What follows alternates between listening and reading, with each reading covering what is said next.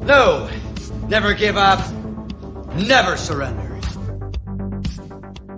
We're exporting a whole lot of really bad and dangerous rhetoric, bad research, and unfortunately it's being picked up and amplified in other countries. Never forget the elephant in the room. It's actually such a big elephant that I don't think people can even breathe in that room. There's such a huge elephant. It's number one reason of the number one preventable cause of death in Australia.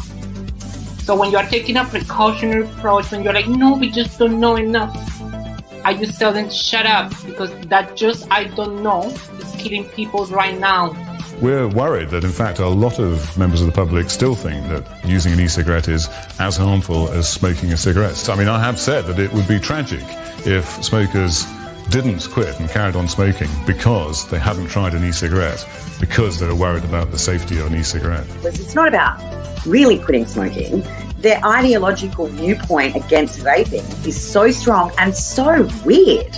Like, honestly, it's just weird. I don't know why it invokes this incredible sort of anger from these people. I mean, this colleague of mine said to me when I first moved to get the inquiry up, her comment to me was, why don't they just use a patch? And I said to her, do you smoke?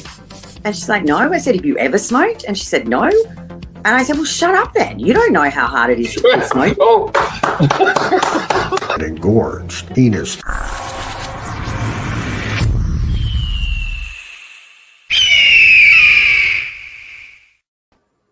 You know, Kevin messages me about an hour ago and says, hey, my wife says that I have to take her out tonight because she's married to me and you're going to have to do the show by yourself. And I said, well, I did it for years by myself, so I think I can handle it. It is fun to have somebody to banter with and to get an immediate response from, like when you're reading an article or you have a question. But yeah, I'm not going to deny that Kevin made the right choice tonight by making his lovely wife happy. So, I mean, as happy as Kevin can make her, but you know, he is old and stuff. But hey, I see that James Jarvis has stepped down from Mount Olympus to say hello, and Thomas Kersop and Amanda and Rob Brandisk is over in the YouTubes, and Troop or Andrea from the Plume Room are in the chat room, or it could be both of them. You never know. Could be both. And I know that Tom Morowitz is in the room, and Matt Wardell Kern and Hamish or Hamish, depending on what mood I'm in when I want to talk to him. But how the hell is everybody's week? How has it been? Today is Friday here in the States. I know it's Saturday for the Aussies and Kiwis. There are some in the chat room, and I know that Canada is still, you know, technically it's like America. It's on the same day. So I know that Thomas is enjoying a Friday evening, probably in his store converting smokers, because that's what our greatest destiny is in this vaping world. I see a lot of posts today. I see a lot of posts today that just sort of got my dander up. You know, a lot of guys that were in the nicotine vape industry have sort of jumped ship and have gone over to the cannabis space or the CBD space or the Delta 8, 9, 10, 11, 12, whatever the hell space. But, you know, you would have thought, and I'm going to make this quick because I don't want to talk about cannabis stuff because I have nothing against cannabis stuff. It's just that you would think that after years of being under the microscope in the vaping world and seeing how we were being criticized for our marketing choices, that, you know, they're making the same mistakes in that world that they made over here. And they think it's going to be okay. I mean, I see all these people advertising CBDs and things like that for medicinal or some sort of health purposes.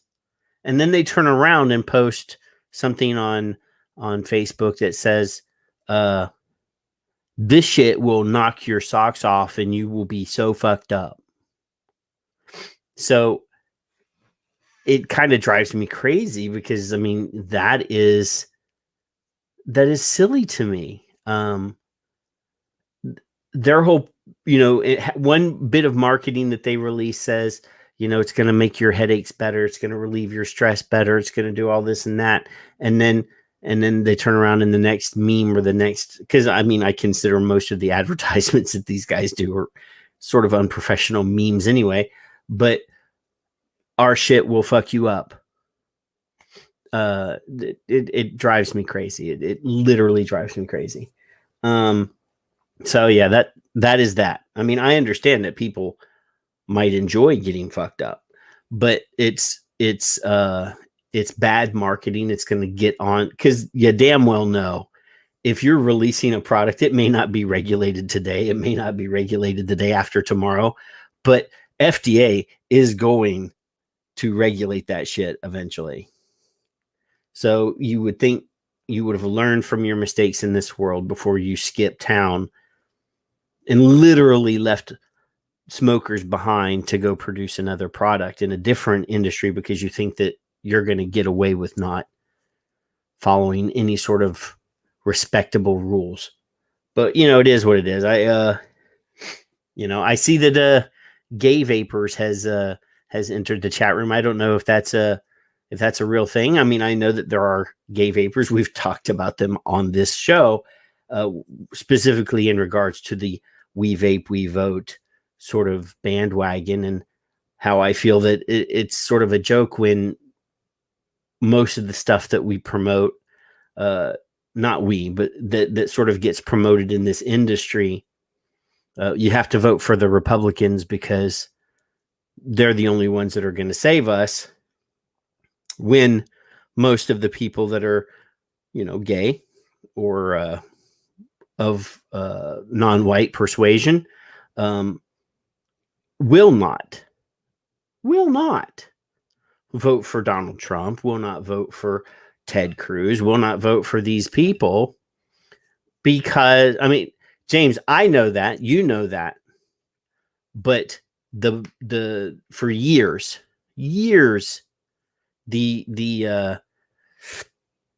chant from the vaping community has been, you can't vote for the Democrats because they're going to crush us. It's, they're the ones that are trying to kill us, when we see that a good number of these new current bills are either co-sponsored by Republicans or introduced by Republicans. So yeah, politically, the We Vape, We Vote thing, and I just dissected it here on the show. If you are a LGBTYQ, whatever, if you are anything that the Republicans hate, you're not going to vote for a Republican. And we failed miserably over the years at engaging with the Democrats in a non argumentative way. I know that the last 2 years that VTA hired a second lobby group just specifically to engage with the Democrats. I applaud them for that. But for years, this was a left-right issue, or at least in the minds of the large number of people in the vaping community, it was a left-right issue. And I know for a fact that, we failed. So yeah. And James, I'm not saying that by and large, that every person in the vaping community believes that, but the vast majority. I've been here 10 years. I've been here a decade. And yes, we absolutely failed to engage with the left because we felt like they hated us and they were going to crush small businesses. And we never really engaged in a friendly way. We never tried to communicate with them. We always were in an adversarial situation with that group of people. I saw today that somebody, posted as a joke, they're just trying to pick a fight. There's a website, wevote.com. And, it was all drag, drop on, but these are all the same people that 4 years ago were on that bandwagon. So yes, we never really engaged with those people. But speaking of, vape can't beat big pharma, big tobacco, and government. I would firmly believe that, or I'm firmly telling everyone. I mentioned this last week on the show, but I watched the full series on HBO. If you have HBO, go and find a documentary. It's 2 episodes called "The Crime of the Century." It was just released this week.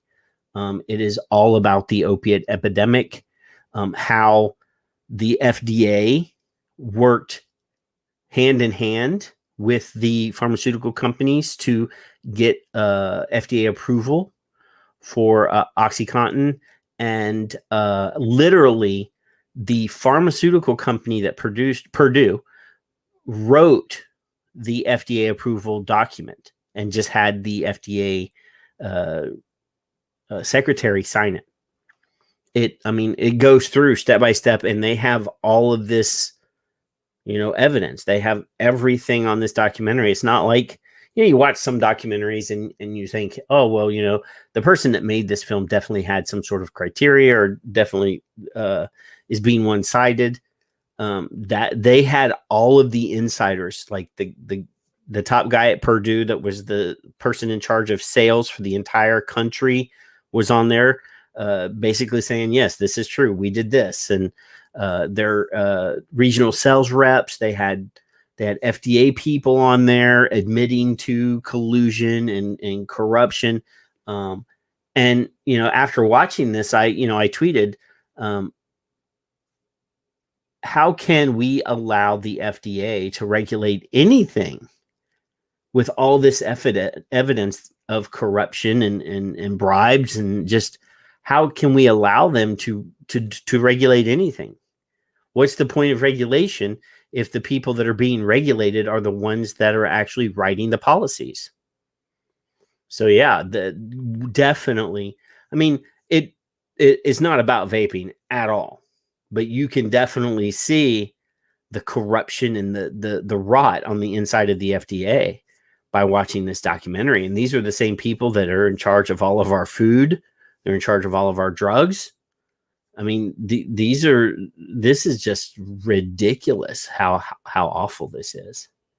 So yeah, it's scary bad. It's scary bad. Just thinking about these people have the authority to say this drug can go through. These are the same people that all of the vape companies are relying on for the future of their businesses and their families, essentially.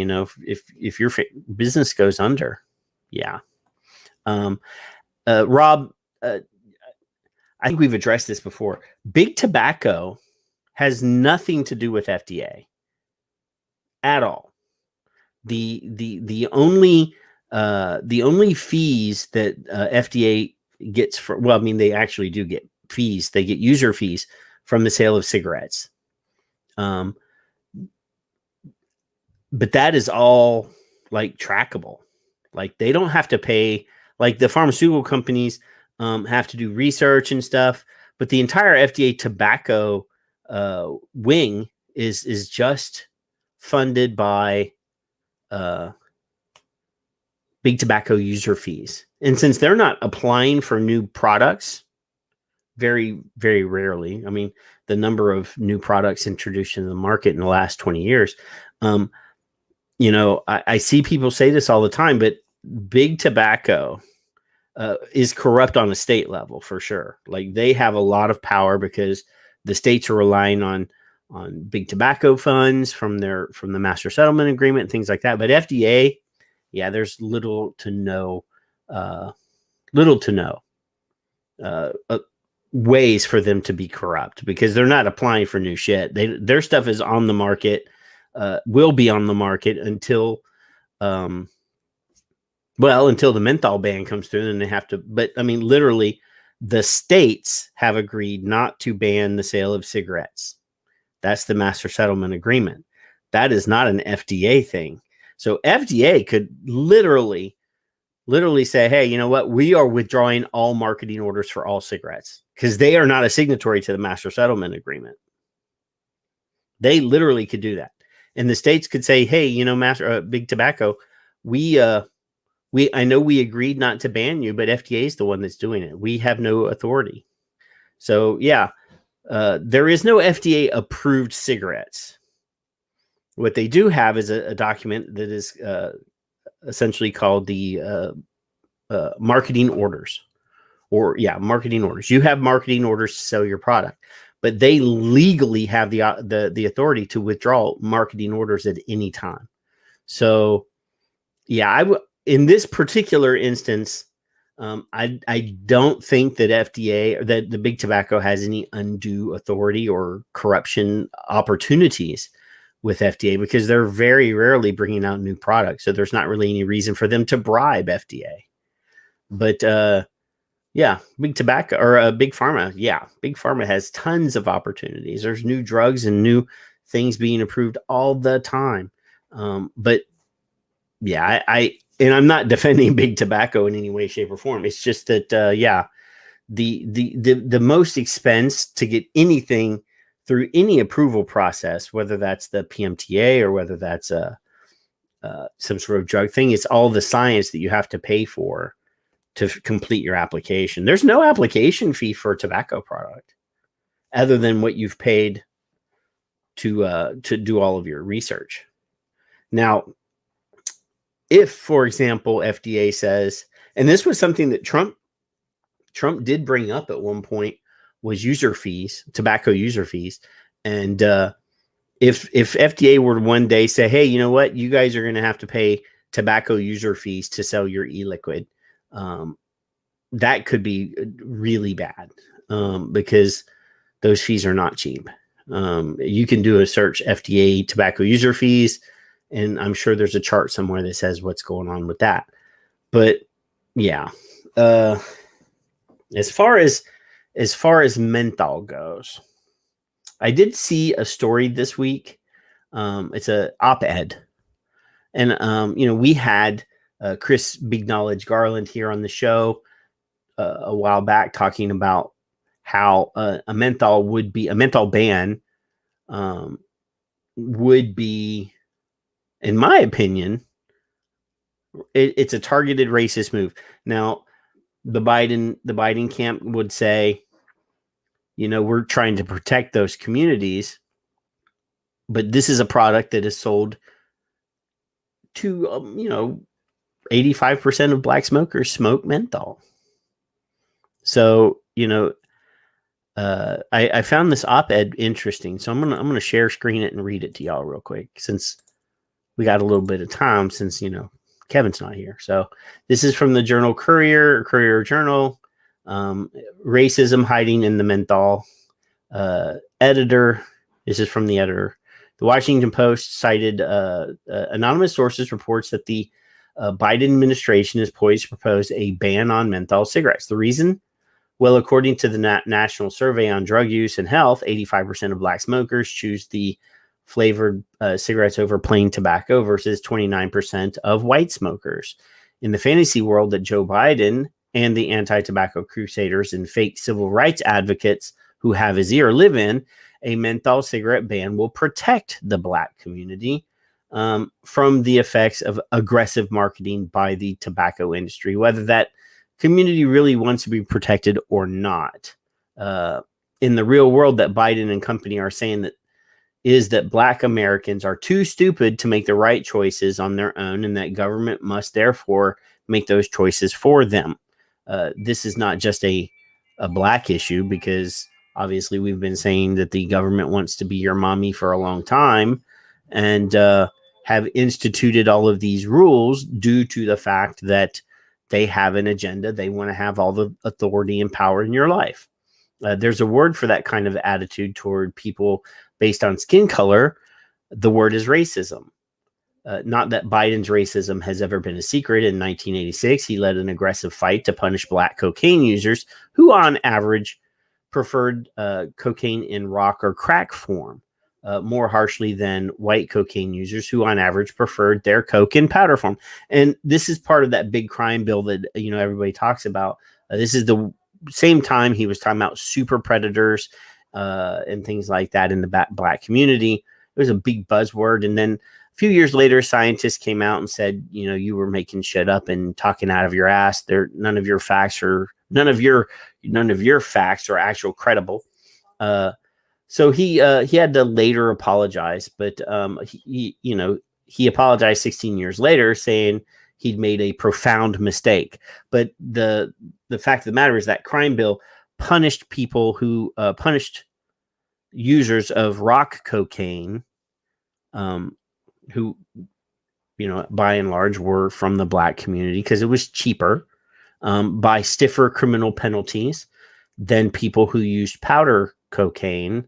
And that was mostly, so the actual average is about 10 times as much time in prison for a rock cocaine, what's the word I'm looking for? 10 years in prison versus, 30 years in prison. So there was a much larger amount of time having to be spent in prison. It punished the black communities much more stringently than people arrested and convicted. Convicted was the word. Convicted of a powdered cocaine possession charge. Anyway, yeah. He apologized 16 years later, saying he'd made a profound mistake, but he obviously neither learned from that mistake nor considered his racist attitudes. By 2020, he was claiming the expertise to evaluate the blackness of voters based on their choice of presidential candidate. I'm not going to go into that part, but in addition to believing that black Americans are too stupid to be allowed to make their own choices on smoking, Biden apparently also believes they're too stupid to figure out that they can season plain tobacco cigarettes with menthol flavoring from crushable capsules or eye droppers. Yes, you can actually buy a filter for your cigarette that actually turns it into a menthol cigarette. You can buy additives that you can just drip on a regular cigarette to make it menthol. A federal ban on menthol cigarettes will be less effective as a way of reducing smoking or tobacco use amongst black Americans than higher mandatory minimum sentences were as a way to reduce drug use amongst black Americans. If there's an upside to Biden's continuing racism, it's that he's gone from harshly punitive to annoyingly paternalistic. So instead of throwing black people in prison for endless years to punish them for their choices, he wants to inflict endless minutes of inconvenience on them in the name of helping them. As a menthol smoker myself, I have to hope that cancel culture swings into action and deplatforms Biden over his racist silliness. And this is Thomas L. Knapp, director of the William Lloyd Garrison Center for Libertarian Advocacy and Journalism from Gainesville, Florida. So, yeah, I mean, we've talked about this. I mean, obviously, the right, the left, the middle, the government itself wants to be your mommy, and they want to judge you for your choices, and they want to have control. They think that you are unable to make decisions for yourself. This is not a new thing. This is something we've talked about many times. And it's sad. It's sad that the government doesn't trust its own people. Yeah. Reading here now. Bruni. Oh, hi, Bruni. Bruni says there are over 1,000 studies done showing vaping is safe enough and that it works. That's still not good enough for ants. Well, no, because there's no way for them to benefit or profit from it. James Jarvis says, sad thing is there are many scientists at FDA that they could do the research and bridge it for us if it was in the interest of science to prove our products, but that would ruin their cash cow. Well, FDA doesn't do any science, period. They have scientists. They read your science. but they don't do drug research. If you have a drug that you want to get approved, you have to do all the research. You have to do all that. FDA doesn't do any science. They actually give out grants to scientists out there in the world to do research on topics that they want, or that they might do a grant proposal, and FDA might read it and go, hey, we're willing to pay for this. But FDA itself they have scientists on staff, but they don't do any science. And if they did, you would still have to pay for it. So that's the thing, if you wanted them to do your science for you, you would still have to pay for it. Nobody does anything for free. My favorite author in the world, Robert Heinlein, uses a phrase all the time: there ain't no such thing as a free lunch. And FDA doesn't do the science. They don't want to be the ones doing that, because they're the ones that are reading and approving your science. If they did the science, then somebody could sue them and say, well, your scientist flubbed the numbers. They're not doing that.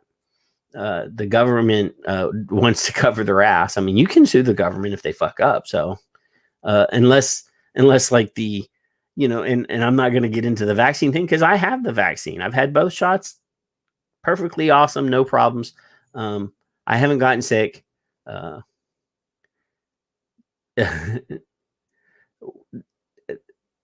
It's not a matter of whether they care or not. It's whether it's legal for the government to do it for you or not. There may be some perfectly good scientists at the FDA who care, but they're not legally allowed. The government is not legally allowed to do it. That's the process that's put in place. We'd have to have acts of Congress to change the way that shit gets done, and FDA doesn't have authority. We've always, we've seen Mitch Zeller on TV, say, well, this is the process. He says on TV all the time, or he said it before, if every smoker switched to vaping, it would be a net benefit for public health. He knows that vaping is safer than smoking, and he can say shit like that because it doesn't have to go through an approval process for him to say those words. But to get to get any product that is in a regulated environment approved, it has to go through the process. And they don't make the process. They're handed shit and say, okay, you have to regulate this. Go through the steps. And that's what they have to do. And the actual tobacco approval process, FDA didn't always have tobacco approval. It was handed to them by ATF. ATF used to do all this. FDA didn't have new product approval of cigarettes until the original 2000 I want to say 1996. And the process was already laid out by the time it was handed to them. So, yeah, I may be wrong on 96, but they didn't always have the approval process. So the process for getting shit on the market was not generated by them. It was generated by ATF and then handed to them when the government decided to put tobacco under the umbrella of the FDA. So, yeah, funny stuff there. But Rob, the knee is better. I go back to the doctor on Monday, and he will either tell me that I can go back to work sooner or later. I'm walking on it without crutches, or I only use a knee brace when I leave the house, and I'm going to be like in an unsteady environment if I'm going to be walking on a dirt road or whatever. If I'm going to be in the car and I'm not going to get out, I'm not going to put it on. But, if I'm going to be walking a long time, I put a knee brace on. And, I'm doing like half an hour on the bike and a half an hour on the treadmill. So, it's getting better every day. Every day's getting a little better. Oh, what? I saw here somewhere, I just saw a study that was released that said that people that vape are, I'm going to find it real quick, 19% more likely to suffer from asthma. Did anybody see this? This was just published today from The Sun. We know that that's a UK news outlet. So, when I see people say, oh, well, the news from the UK is so much better. Not always. I mean, obviously they still have their own media people trying to smear us. But this is from The Sun. Vape warning. Vapors are 19% more likely to suffer from asthma, study finds. Vapors are more... Oh, let me get this damn thing out of the way. Vapors are more likely to suffer from asthma, study found. Boffins, who compared data from 17,000 people, found the risk of e-cigarette users was 19% higher. Now, I mean, that just alone there. So the vast majority of people who vape used to smoke. And, James says that there. Remember when Dr. Charles Gardner was on, he talked about the regeneration of your lungs. The healing of your lungs takes about 10 years. So, yeah, there's not as many people out there that have been vaping for 10 years as there could be, and I'm sure a lot of the people that they studied already had asthma as smokers and haven't gone 10 years enough to heal. But, Andrew Owl is in the chat room. He says, I used to have asthma and don't use medication anymore since I vape. So, and we've had countless other people out there that have shared their stories and say, I had, really bad COPD. I had asthma. I had all these other respiratory illnesses that I no longer have. And it's due to vaping. So anyway, Professor Teresa T-O, or 2. I don't know. T-O or T-O. Anyway, who led the Canadian research teams. Canadians, those damn Canadians. Where are you at, my Canadian people? Said we should raise awareness of the potential harmful health risks of vaping and support them to quit. Our study found a significantly higher proportion of those who use e-cigarettes reported fair to poor mental health, 15% compared to 7% of those who did not vape. So our study found a significantly higher proportion of those who used e-cigarettes reported fair to poor mental health, 15% compared to 7% of those who did not vape. What does that have to do with asthma? The study also showed that vapors with asthma beforehand had increased risk of asthma attack by 24%. The World Health Organization recommended earlier this year that vaping be outlawed in the UK. The government is undertaking its own review into vaping. So, yeah, that's ridiculous. Ridiculous.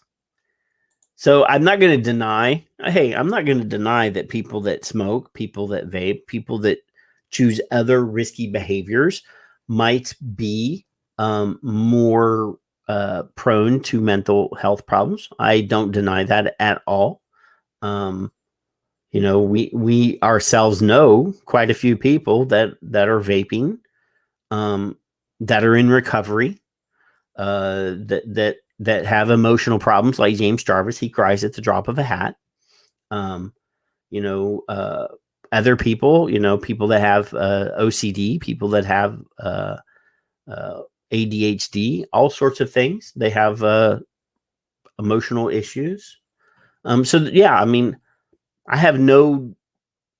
going to deny that people that use substances, whether that's nicotine, whether that's other things, might be at a higher risk, or maybe not at a higher risk. That higher risk might be the thing that's driving them to substance. So, yeah, there's no denying that. I should just invite James Jarvis into the chat or into the show, because he hasn't been on the show in a while, and I would really like to make him cry. You haven't lived until you've seen James Jarvis cry, because he is so passionate about stuff that he just opens up. And I like to pick on him about crying, but really, when he is up there doing stuff, he's talking about what he's doing, he does really like to turn on the waterworks. And it's usually to a powerful effect. There's a mosquito driving me crazy. I could bring Andrew on though. Andrew's old school. Yes, James does care. I got this new thing this week. It's I think it's called an abyss. This is an interesting little doodad. But I'm testing it out with my new peach tobacco flavor. It's pretty good. It's a peach cigar.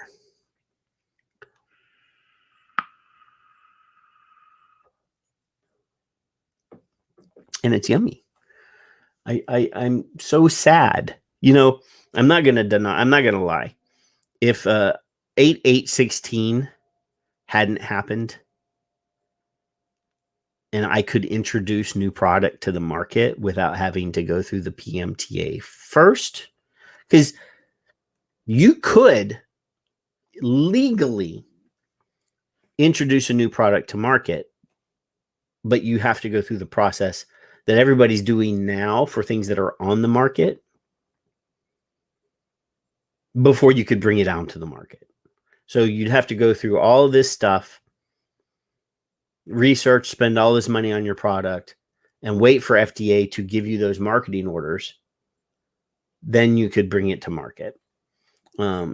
So it's possible that someday we might be able to enjoy new product, but it has to go through that expensive process way before. I'm doing something over here. Just 1 second.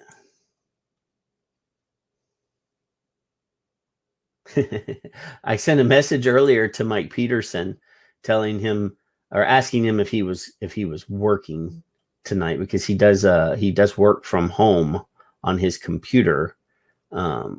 Friday nights are not convenient for him, but I was reaching out to him since Kevin canceled at the last minute to see if he wanted to come and play. But yeah, no, he's busy. He says he's busy. There. Here, I'll do this. I'm going to send James the link, even though he doesn't actually have to come.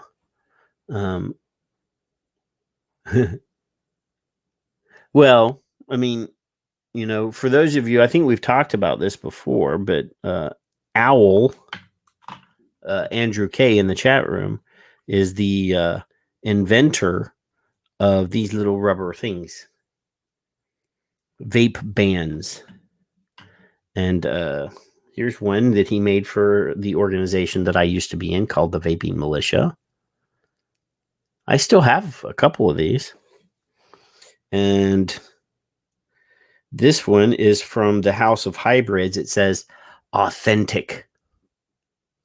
Authentic. And then I have another one from House of Hybrids that says just vape it. But yeah, you put those on your tank so that when your device falls over, you don't break the glass. So yeah. Hey, there he is. Let me. There I am. There he is. There I am. What's going on, James? Hey, buddy. Hopefully you can hear me. I don't know. Can you hear me? I can hear you. Okay. Well, then we can hear each other. Oh, fantastic. I know. That's so much easier to communicate. So much easier to communicate. So I did see a picture of you last week on Facebook from like C-SPAN or something. You were in the state capitol and you were talking. I was, and I didn't cry. Were you in the Rife building? No, I was actually in the State House. Because for those of you that don't know, the building across the street from the state capitol in Ohio is named after me. It is. It is named after me. You didn't know that, but your long lost uncle Vern. Yes, your long.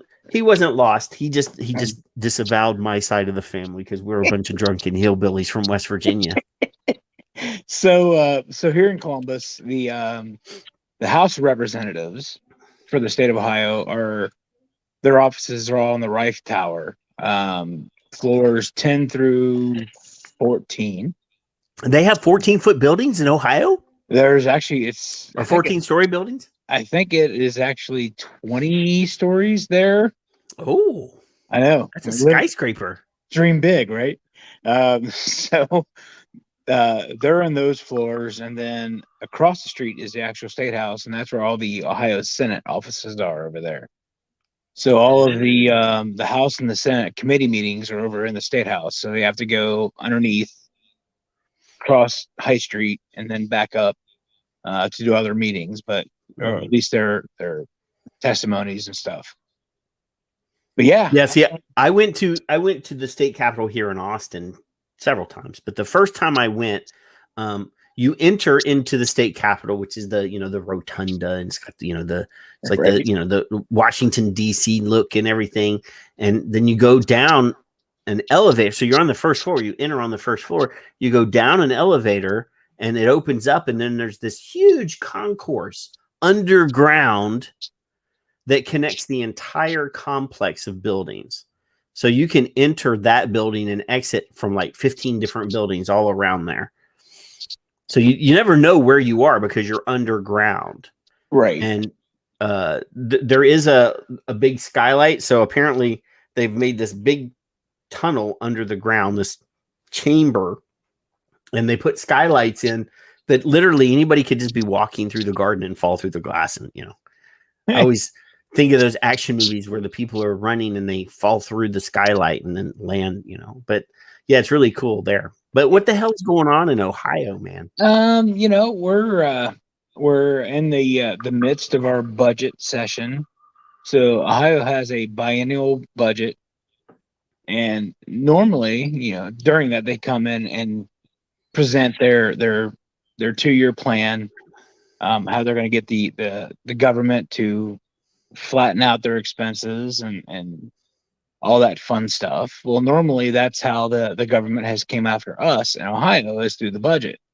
We have really never had a standalone bill in the state of Ohio on vaping, unless it was an amendment put into the budget or a line item in the budget. So, this year, nothing different really.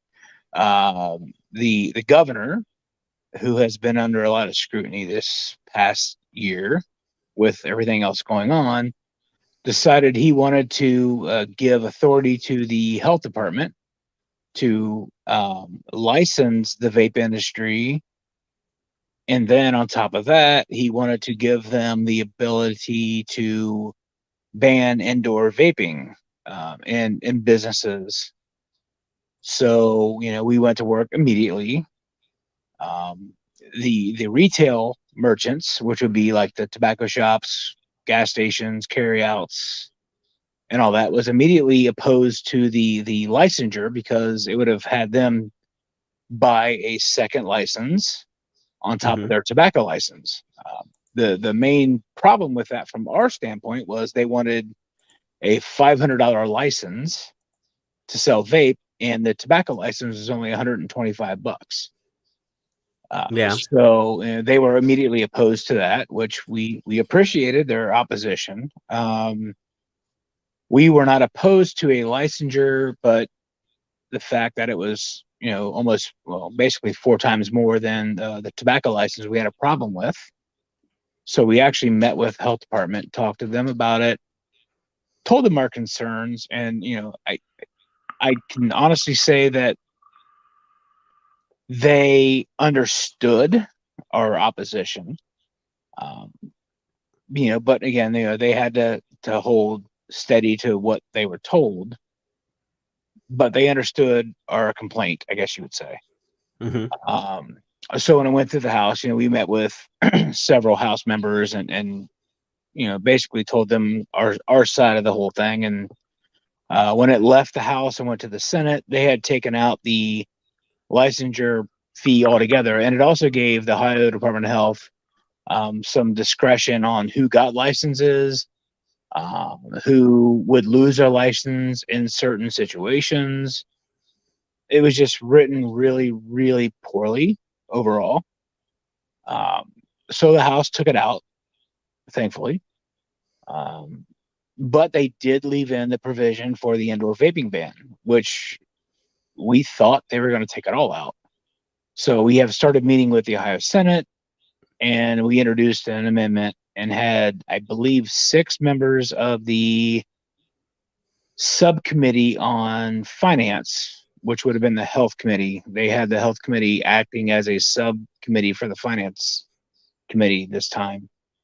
And we had 6 members of that committee are going to introduce our amendment to pull vapor out of pull vapor out of that for the vape shops, not the carryouts, restaurants, because we understand that that's going to happen.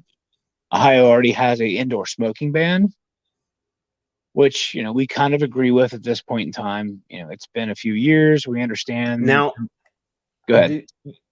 Is the indoor smoking ban in Ohio, are cigar bars and hookah establishments, are they exempted? Exactly. So that's what we were asking for. We were asking for the same stipulations, which is 80% of your gross receipts had to be primarily, in that point, cigars or tobacco. For us, it would be vape. And, we didn't disagree with the indoor ban in restaurants, so on and so forth, right? I mean, we all understand we've gotten smarter. We've gotten more professional over the years. We want to make sure we're representing this industry in a good light, right, to the public. So we asked, hey, just give us the exemption if our receipts are 80% of our total sales, same as tobacco, right? And for whatever reason, the House either forgot or just didn't realize it was still in the bill, but they passed it out and went to the Senate. So now that's what they were asking. So the amendment that we had introduced in the Senate was brought forth by six members of the Health Committee, which is the one that you saw me testifying in, which was a subcommittee for the Finance Committee. So we'll know, I think, next week, because they'll start doing their amendments in their session, and it'll be brought up at that point in time, and we have a pretty good feeling that it's going to get accepted and move on and probably passed, and so the vape shops will get that exemption.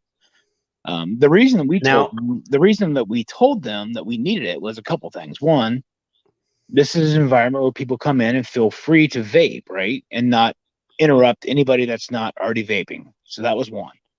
Two, it's a safety issue for us because we want to be able to teach consumers, new ones, especially the smokers that are coming in, how to use the device safely, how to protect their batteries, how to change their coils, how to put liquid in. And we want to make sure when they leave the store, they know how to operate that device safely, right? Right. So that was 2. And then 3, we talked about the fact that the Senate was the ones that introduced the tax 2 years ago. And that tax was 120 to 150% of the cost of the product at this point in time. And they didn't really understand it. And I said, well, I pay $7 to $10 for a 100 ml bottle, and it's a $10 tax.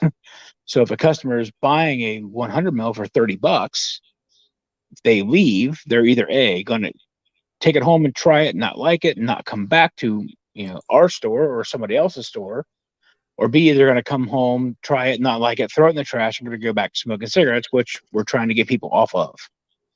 So we had a lot of success with that story, and it resonated with the Senate members pretty well. So our hope is that they pick this amendment up and move forward with it. So now you don't. I mean, I don't think that any of the stores here. Well, there's no stores here anymore, but you don't do sampling in stores anymore, right? Pretty much stores stopped doing that. We did because of COVID, but still, we're all within FDA guidelines. We when we can go back to it, we'll continue to use the sampler tips, the sanitary tips, and the little condom tips, whatever. Right, and the FDA sampling fee. But for the last year, we haven't done that. And the thing that really sucked about Ohio was whenever they shut us down for 2.5 months, a lot of the stores got PPP loans to keep their employees paid and stuff, but there was state funding that was up for grabs, and the Senate actually said that we were not eligible. Right. So And then the people, I don't know if you did it, but I'm pretty sure you might have. The people that switched gears and started manufacturing hand sanitizer, for example. right. I mean, did that just to be able to have something for their employees to do, right? And Right. then turn around, and after you did that, you get fucking dragged through the mud. There were plenty of articles circulating about how the tobacco people were trying to ingratiate themselves by making hand sanitizer and marketing their vape business through some sort of charitable act, which I think is ridiculous. How many stores do you have now? I just have 4. I had 5 until a year ago, and then we shut down our 5th one. We just have 4. But what really sucked for us during that whole time, and whenever we were shut down, we as the OHVTA group, and then all of our business members were trying to figure out how to help out, and we reached out to a lot of our manufacturers outside of the state and asked them for help. So like Pinnacle and Justin Kicklighter and we from Naked, they sent us a bunch of hand sanitizer. So, Jeff Kathman and I went around to several different police departments in Columbus and Cincinnati, and then we sent to all of our board members a bunch of hand sanitizer and asked them to go out to the local police departments. And we handed that stuff out, if masks and sanitizer to all the local police departments because they couldn't get it. Yeah. So we spent, basically about a month of the time that we were supposed to be not working. We were out doing the good things that this industry always seems to do. And, we still were not eligible for this state funding, which really kind of sucked, and then to get kind of shit on, I guess you would say, by the legislature really, didn't sit well with us. And I've told that story too. We had people that swerved quickly to help out in a bad situation. Savage CBD, those guys made a bunch of hand sanitizer and sent us. And we just kept turning it out. I mean, we from Naked sent us like 40 gallons of hand sanitizer. Yeah. So we were dropping stuff off at every local police department that we could find, because I didn't want it to go into the general fund to be dispersed, 1 bottle for every 1,000 person. We wanted it to go to the people on the front lines, and that's that was our decision, and we did. And kind of come back around, and we kind of get shit on, which really pissed me off a little bit. And I went into a whole discussion with the specific senator that was the one that introduced the tax 2 years ago, and then I explained to him what his tax did, and he was like, "Oh, well, that doesn't make sense." I'm like, "Well, yeah, you're the one that introduced it." And here you have a bunch of small businesses that are trying to help, and you keep penalizing them. I don't understand. It was just a whole uncomfortable conversation that we had. Yeah. I mean, it is what it is. It's politics, so OHVTA. Yes. Sorry. Okay. So OHVTA, 2 years ago. Yes. How many members did you have? We had 180. Okay. And after EVALI and a year of COVID, how many members you got now? Don't forget the tax. And the tax. We have about 85. So more than 50% of your members either had to not pay their dues or went out of business. Correct. I mean, when this whole thing started, we had about 650 shops in the state of Ohio, and now we're down to about 450 after 2 years. Between EVALI and COVID and the shutdown and the tax. Yeah, we've lost about 200 businesses that I know of specifically. The scary part of that, Patrick, is we had about 100 manufacturers in the state, and we're down to about 12 that I know of. Right. And for Ohio, isn't there like something about getting approval for marketing in Ohio or something like that?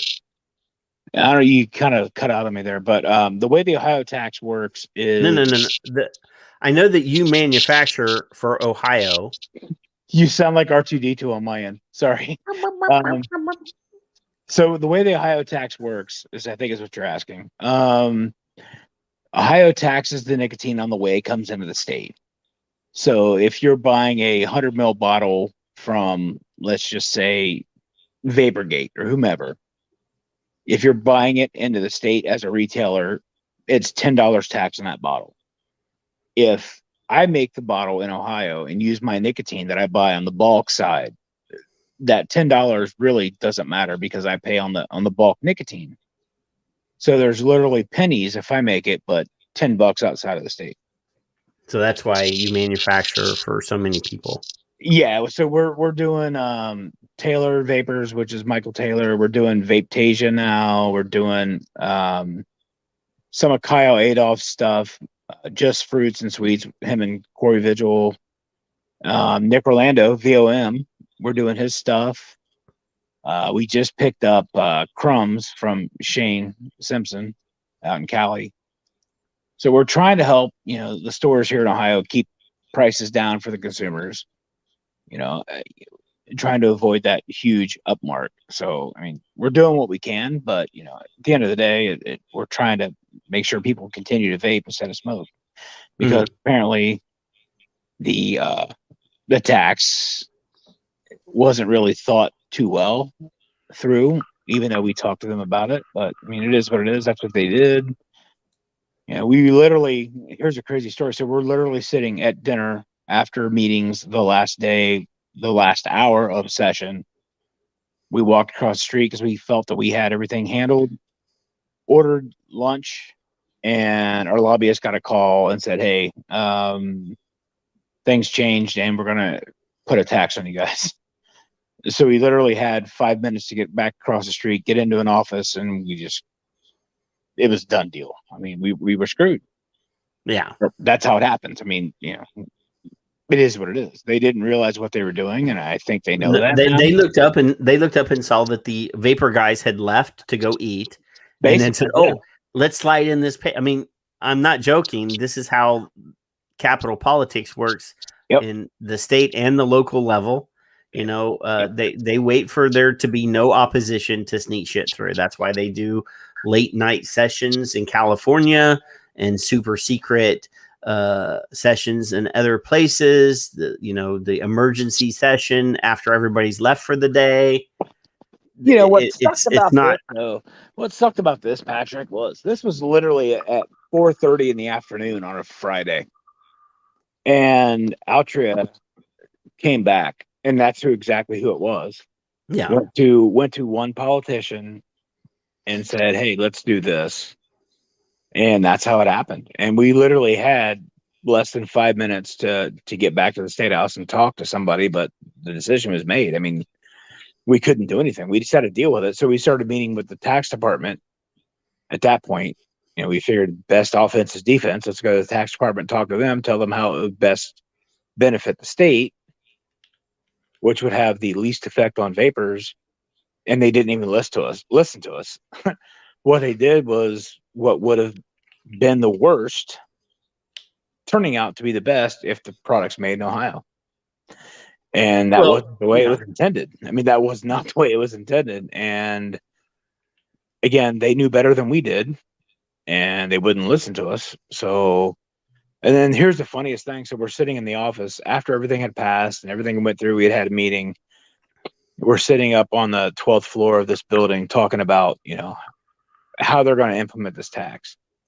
And the person that's in charge of setting it all up, he said, well, there's not that many vape companies in Ohio.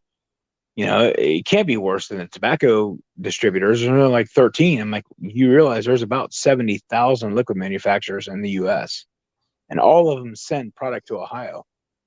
He said, what? I said, there's about 70,000 liquid manufacturers in the U.S. And he's like, I really want to jump out this window. I was like, well, this is your deal. I tried to tell you. He's like, really? There's that many? I'm like, yeah, it's not like tobacco. There's not only like 5 people, there's a bunch. And we all either go direct or we go through a distributor. But there's My not. lovely wife, the co-star of the show, she just come in to get my trash. Nice. I like it. So yeah, it was just interesting. But we made a lot of inroads, made some good relationships out of that conversation. The conversation's still not done, even though we're already 2 years into it. But right now we're trying to save the indoor vaping thing, and then there's another little tiny issue up in the Cleveland area. 10 years ago, they implemented a special tax on tobacco. She said hello. Hello.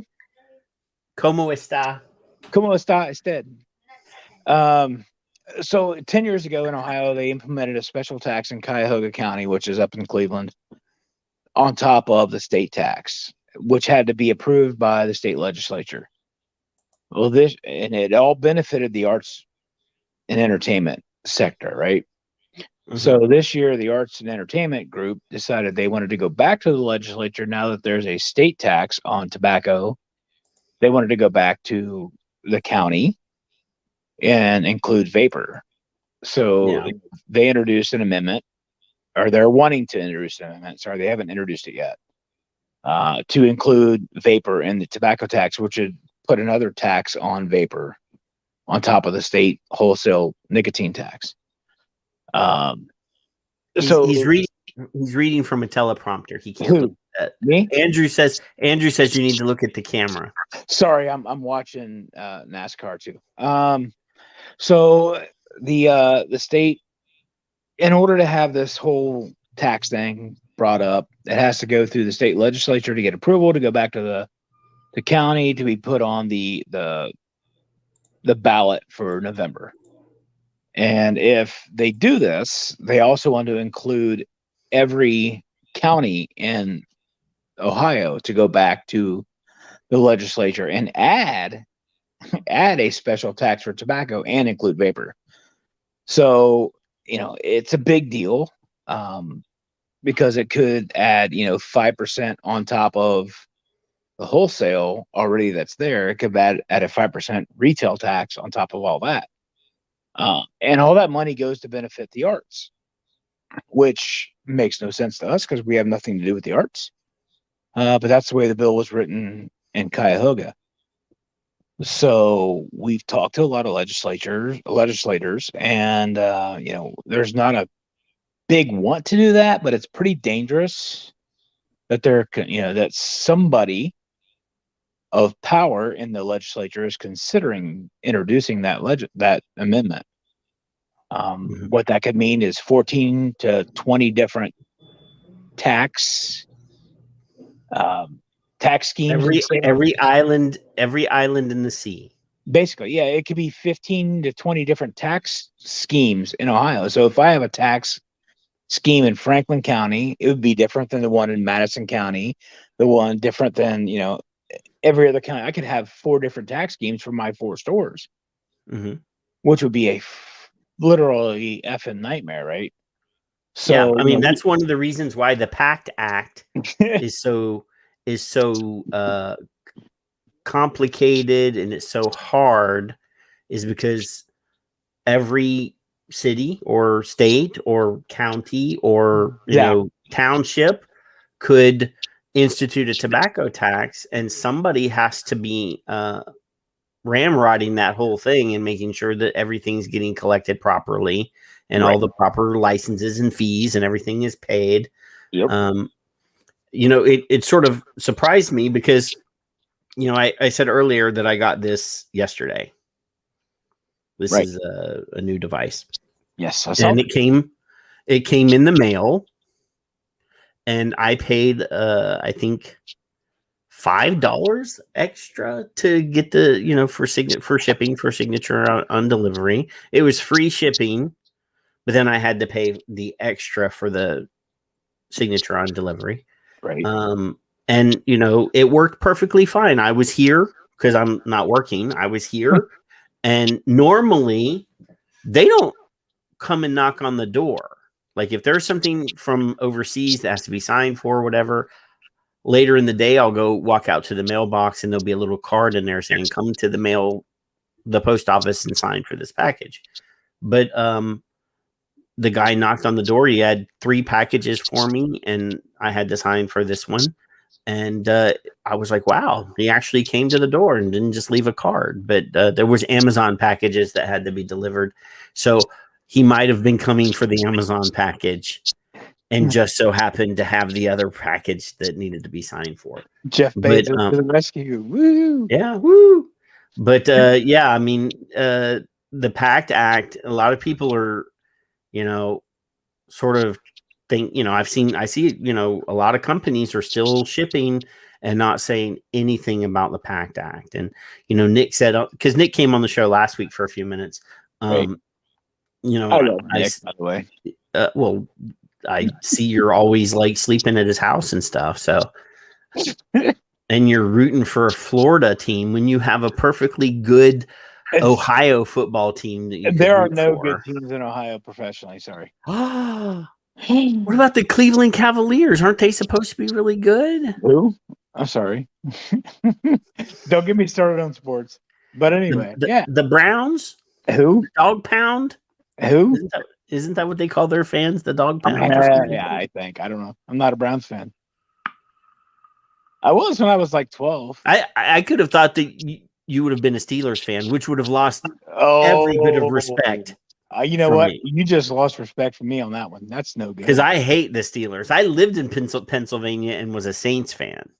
So, I get the long distance love affair, but at least I lived in New Orleans for a long time. So at least I could say, hey, that's my team because I grew up there. But, Right. I get it, man. I get it. I'm weird because I grew up in Ohio. I grew up in Ohio, right? We had the Indians, the Reds, the Bengals, the Browns. Not a fan of any of those teams. The only fan I am of from Ohio, actually 2. I'm a Jackets fan for hockey, and I've been a lifelong Buckeyes fan. Outside of that, I could care less about Ohio sports. Well, Big Knowledge just piped up in the chat room. He must have just remembered that the show was on and came into the chat room and is screaming Raider Nation. Hey, he's from Oakland. He's from Oakland, and I picked on him the last time he was on the show because the Raiders have moved to Vegas, right? Yes. Well, I saw a story this week on a sports news website that said that the Oakland A's are now moving to Las Vegas too. Yes, I heard that. So, he said it wasn't a big deal to hop on a commuter plane and fly out to Vegas for a $90 rate to go watch the Raiders play in Vegas. So now he's going to be, if he's a baseball fan, I don't even know if he likes I can tell you it's about a 4.5 hour drive straight through Death Valley from. Well, no, I mean, I've made that drive from LA to Vegas. And I can tell you when I did it, I was in LA and on, what was that? That would be May 1st, whenever the FDA came on, might have been the 2nd, and said, we're going to regulate vapor as tobacco. I was on a conference call with Casa and Spada from LA to Vegas, going through Death Valley, 4 hours long, and it took every bit of that conference call as I was going over hills and down dips. And it was interesting. He says he's not flying to Vegas to fall asleep at a baseball game. I get it, man. Yeah, I get it. Baseball games only need to be 3 innings. They only need to televise the last 3 innings. The that's last all 3, right? Because now if you're at a ball game, I will say that, like, at least I've never been to a major league baseball game, but I've been to plenty minor league team games, and the experience of being in the in the actual stands during the game, not the game itself. It's all the other stuff that's going on in the stands. You know, the beer guys and sometimes they have like entertainment going on while the teams are switching. While the teams are switching, there's a lot of stuff that's going on during the game that's entertaining at a minor league game. I'm assuming that they do that same shit at a major league game. Not so much, but kind of. I mean, it is what it is. I mean, I've never been actually in the stands for an NBA game either. I went once, and that was about it. I went to Cleveland. Yeah, I've never, because I'm a Boston Celtics fan. Always been a Boston Celtics fan. Because when I was a kid, you were either a Lakers fan or a Celtics fan. Because that was during the Larry Bird, Kevin McHale, Robert Parrish, Danny Ainge, or on the Lakers you had Magic and Kareem and James Worthy, and it was always them for like 5 years in a row. They were the two teams that were in the finals. Right. See, I never cared for any of that. When I was a kid, that was the first that I remember the NBA finals being a big prime time deal was when those two teams were at the top of their game. I was growing up when I was a kid, and I was a huge Dr. J fan. Loved. Well, you are older than me, so I am a little bit. I got you by a couple years, but when I got into my teens, in middle school, got into high school, I started following the Utah Jazz because of Karl Malone, the mailman, right? Yeah. So oddly enough, last year I went to TPE out in Vegas. He's a big cigar guy. He is a big cigar guy. Went into his cigar lounge there, sat down, talked to him for a little while, got a picture with him, had a cigar with him, had some of his rum that he's now making. Super nice guy. He gave me his card, and I wanted to bring his liquid into my store. He's like, hey, just email my daughter. Emailed her, not a freaking peep. Did not respond, nothing. So about 6 months later, a friend of mine's into the bourbon thing, right? So he's one of those resellers of bourbon. He buys it and flips it up in this bourbon group. Mm-hmm. Sends me a picture. He's like, hey, look who I'm sending 3 bottles of bourbon to. And he sent him to Karl Malone. I'm like, dude, send him the picture. Tell him you know a celebrity. Yeah. It was pretty funny. Karl was so nice. I mean, honestly, I never realized that his liquid line. We talked about it like 5 or 6 years ago when he originally launched his liquid line. I didn't realize that it was still a thing. Yeah, he has a couple good flavors. I mean, they were actually really good. I wanted to bring them into my shop just because were they tobaccos? 2 of them were tobaccos. One of them was a fruity flavor, which I tried it. I'm not a vapor. I mean, everybody knows that. I don't vape, but the fruity flavor I actually kind of liked a little bit. My buddy is a big tobacco guy, and he liked 2 of the flavors, so I was going to bring him in, and his daughter never replied.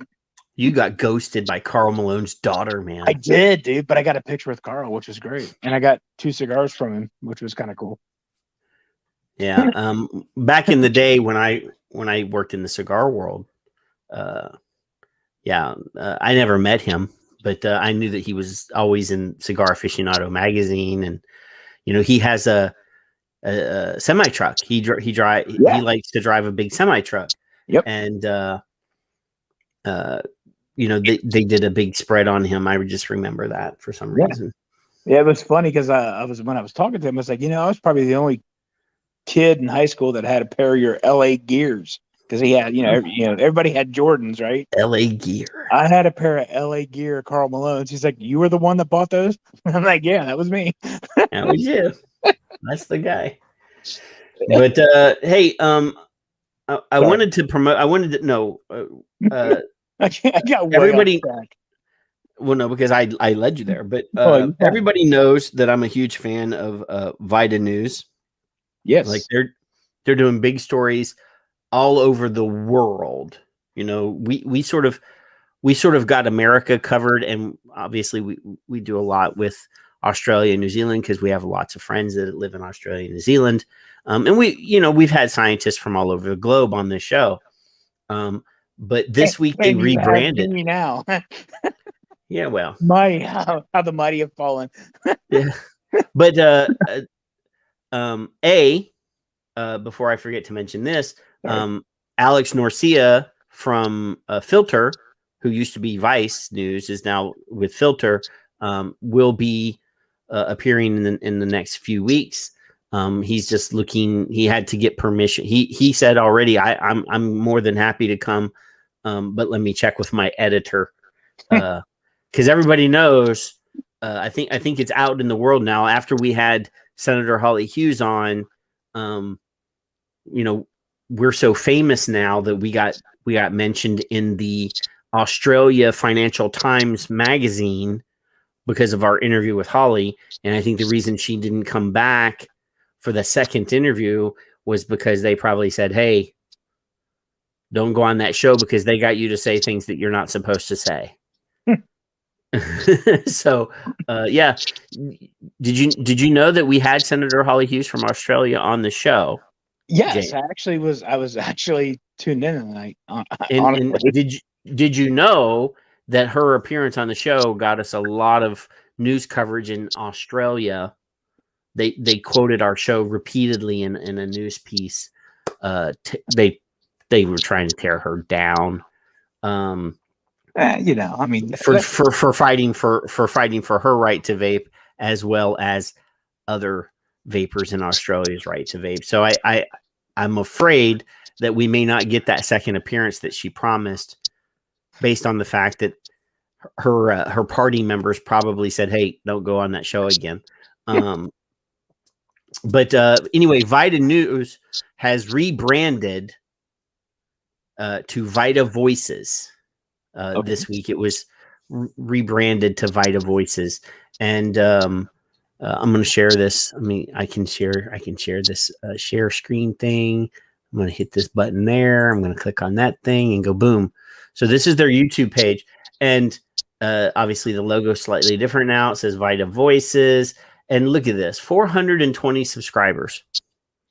Now I know that there are a lot of people that are like, oh, 420, yeah. It should be 42,000 followers. Really, right. I mean, these guys put out extremely quality video presentations and video stories for vapors, for public health, people interested in public health, but they spend a lot of time on tobacco harm reduction, and we should all be following this news outlet because they do way better video stuff than what I can do on my little computer here. I don't know. We the show has really improved in quality, but I'm not comparing us with the quality that these guys do. Although, and they go to places that I'm not going. I mean, they went up and down Central and South America and did a whole series of videos about Central and South America. Vapors that we never hear from. Right. I mean, really, we never hear from Costa Rican vapors. We never hear from vapors in Colombia, all these different Central and South American communities that, and I've said this before, we've interviewed vapors from all over the world.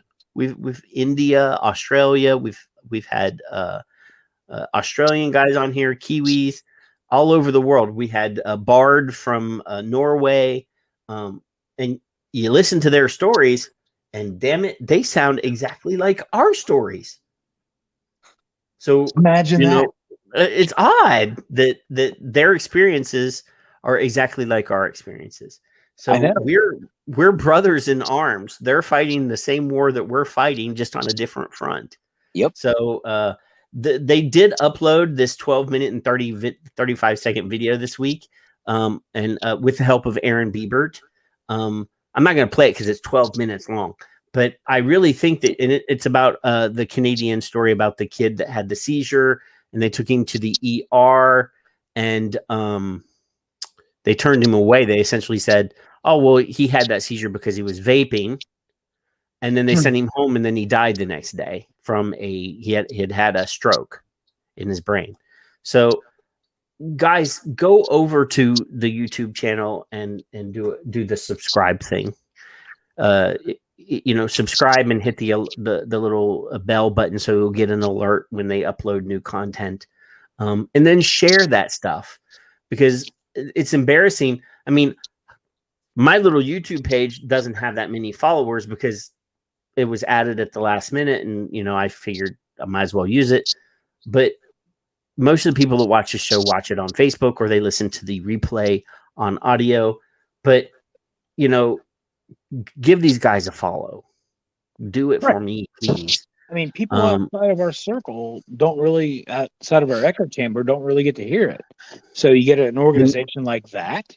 They're not vapors. Right. They bring it to a whole different audience.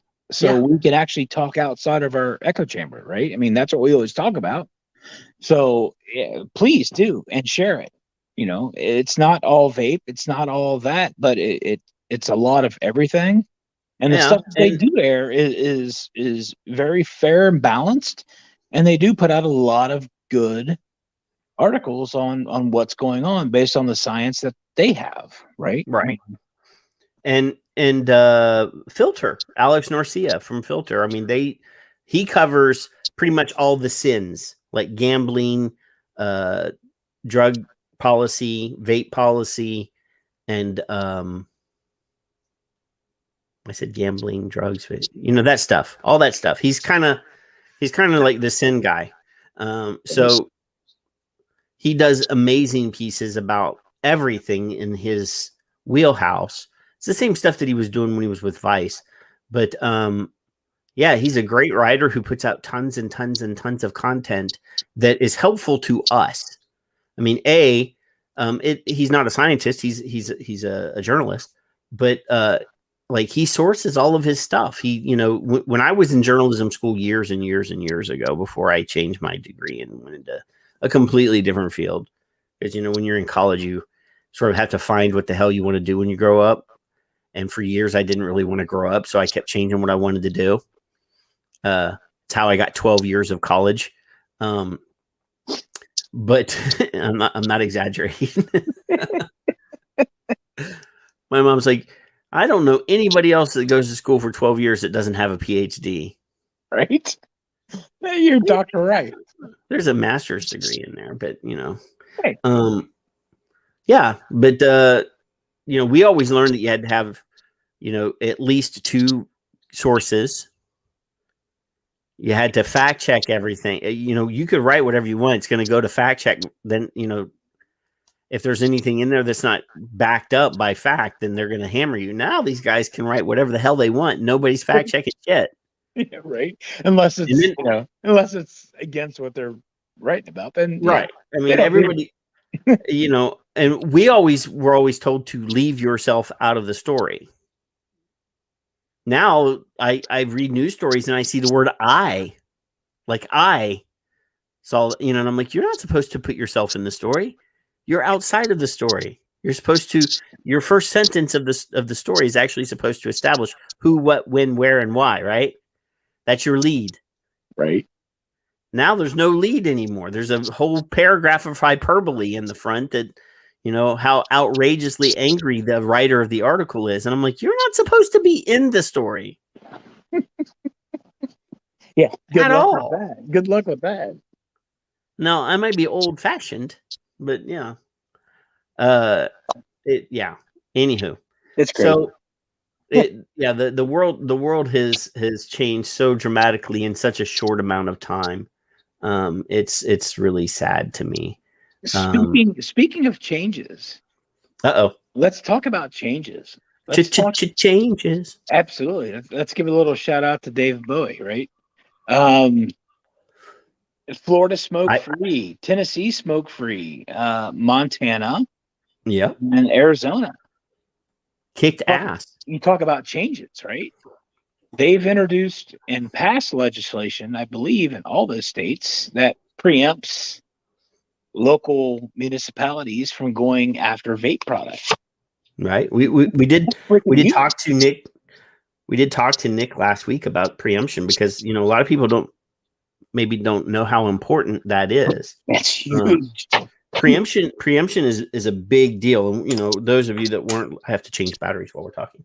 Those that weren't listening last week may not realize that means that the state makes the big rules, and that the local governments can't change them. Now, things like, for example, public use ban that can continue to happen. Correct. But age restriction. There's we talked about. I think we joked about it, but Hawaii at one point mentioned that they wanted to make the age to smoke in Hawaii like 90. Like they were going for some sort of really weird thing. So if your state says that the age to vape is 21, your local government can't turn around and say, well, we don't think that 21-year-olds should be able to make their own decisions, and we think it should be 25. Right. Or, and I may be wrong on this, but the state says we're not going to ban flavors. I'm not sure whether or not that means that the local government can't ban flavors. It depends on how the bill's written, but for the most part, if it's preemption and it's written the right way, it takes away the authority of the county and cities from doing certain things, whether it's taxation, licensing, or banning, depending on how the bill is written. So, I watched Dimitri on the show this week, and he was saying on his show this week, and he said something about, for example, some of the bans that are already in place, flavor bans, for example, right?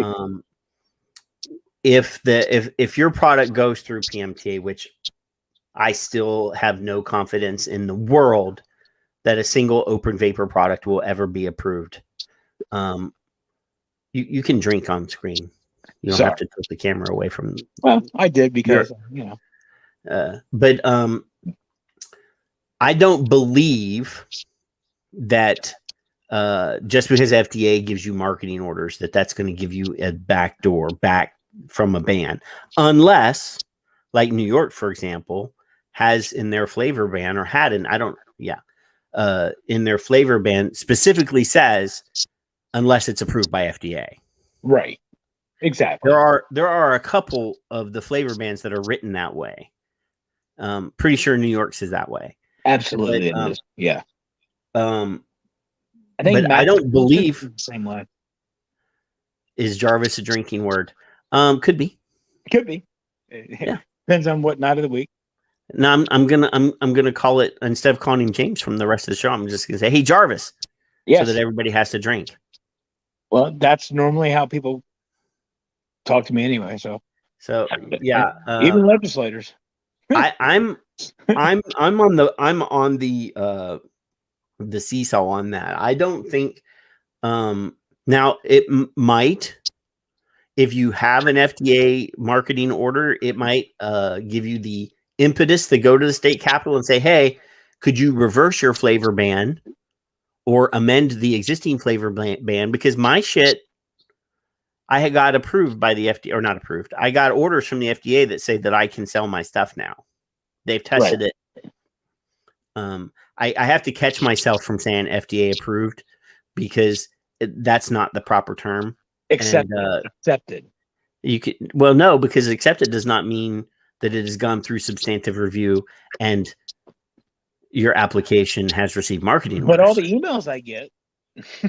Oh my God. I had to. So we had, like, FDA put a graphic out, like on their website months and months ago, that showed the different steps. Dude.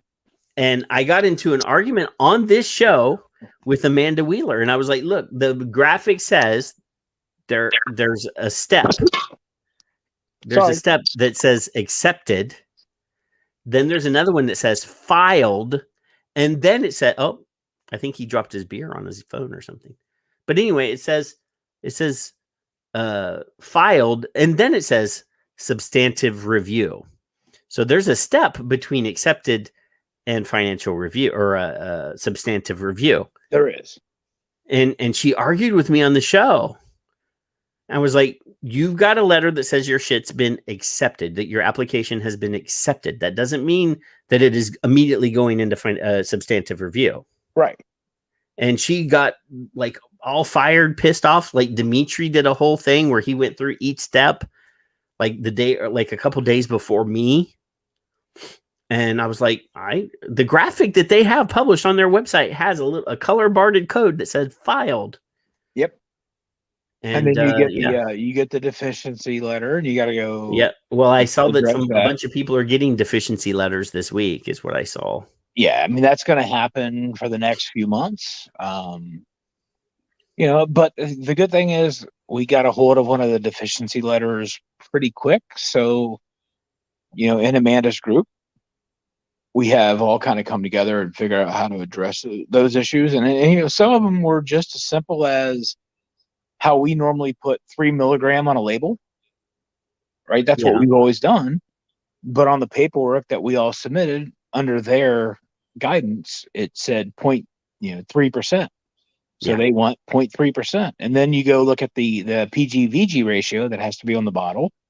Mm-hmm. We're used to putting 50-50. Well, it can't be 50-50. If it's it's got to be, 47, 43, because you have to account for the nicotine that's in it. So, little silly changes like that. That was the majority of their complaints that I recall from those letters that were sent out initially. And then there's going to essentially be the scientific stuff that's going to be the next mountain. Big hurdle. But you know what? Amanda has done, her and Shar have done amazing things.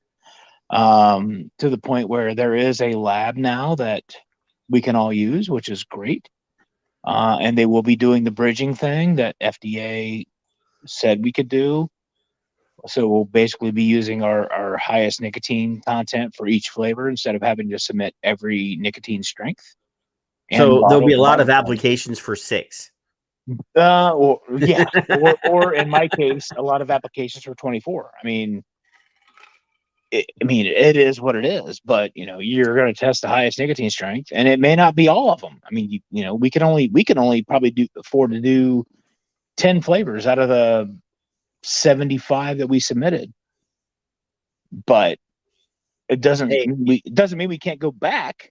If you can get 10 of, well, here's the deal. Like I said at the beginning, I'm developing flavors for myself right now that, right. The people that I know eventually will get a package from me with what my homemade liquid for them to try. There's nothing preventing me 5 years from now. If something gets through PMTA and we have a roadmap for how the application looks, there's nothing preventing anyone in the future other than money, because it costs money. Yes. To do all of the footwork, to do all the work, submit it to the FDA and get an approval for a new product. You will be able to get new product out. It's just that you can't sell it until you have that marketing order.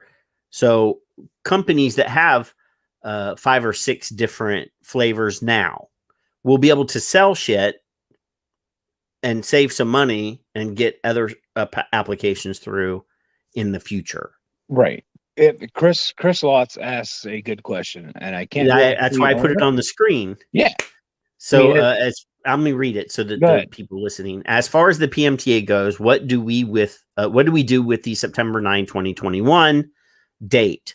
Asking as a shop owner, they will not have gone through all of the applications by then.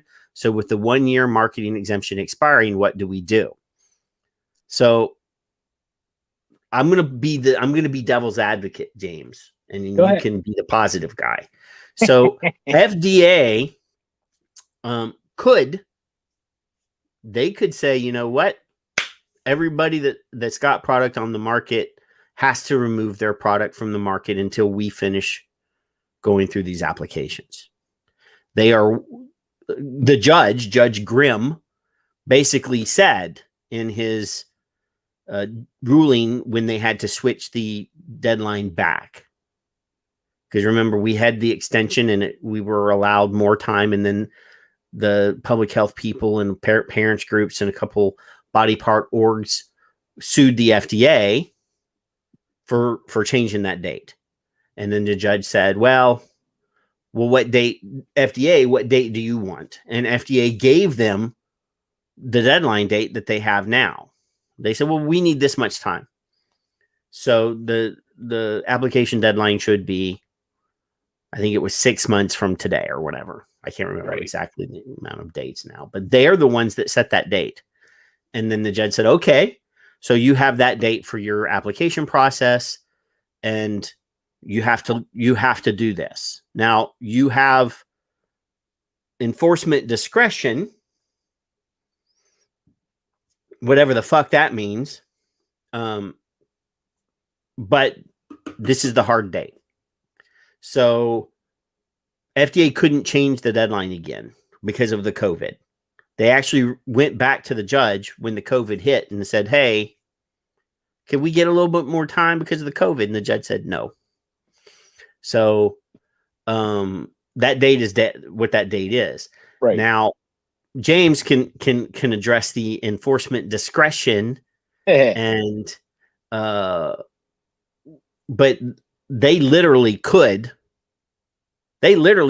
come out September 9th, 2021 and say, okay, you've had 1 year from the application date to market your shit.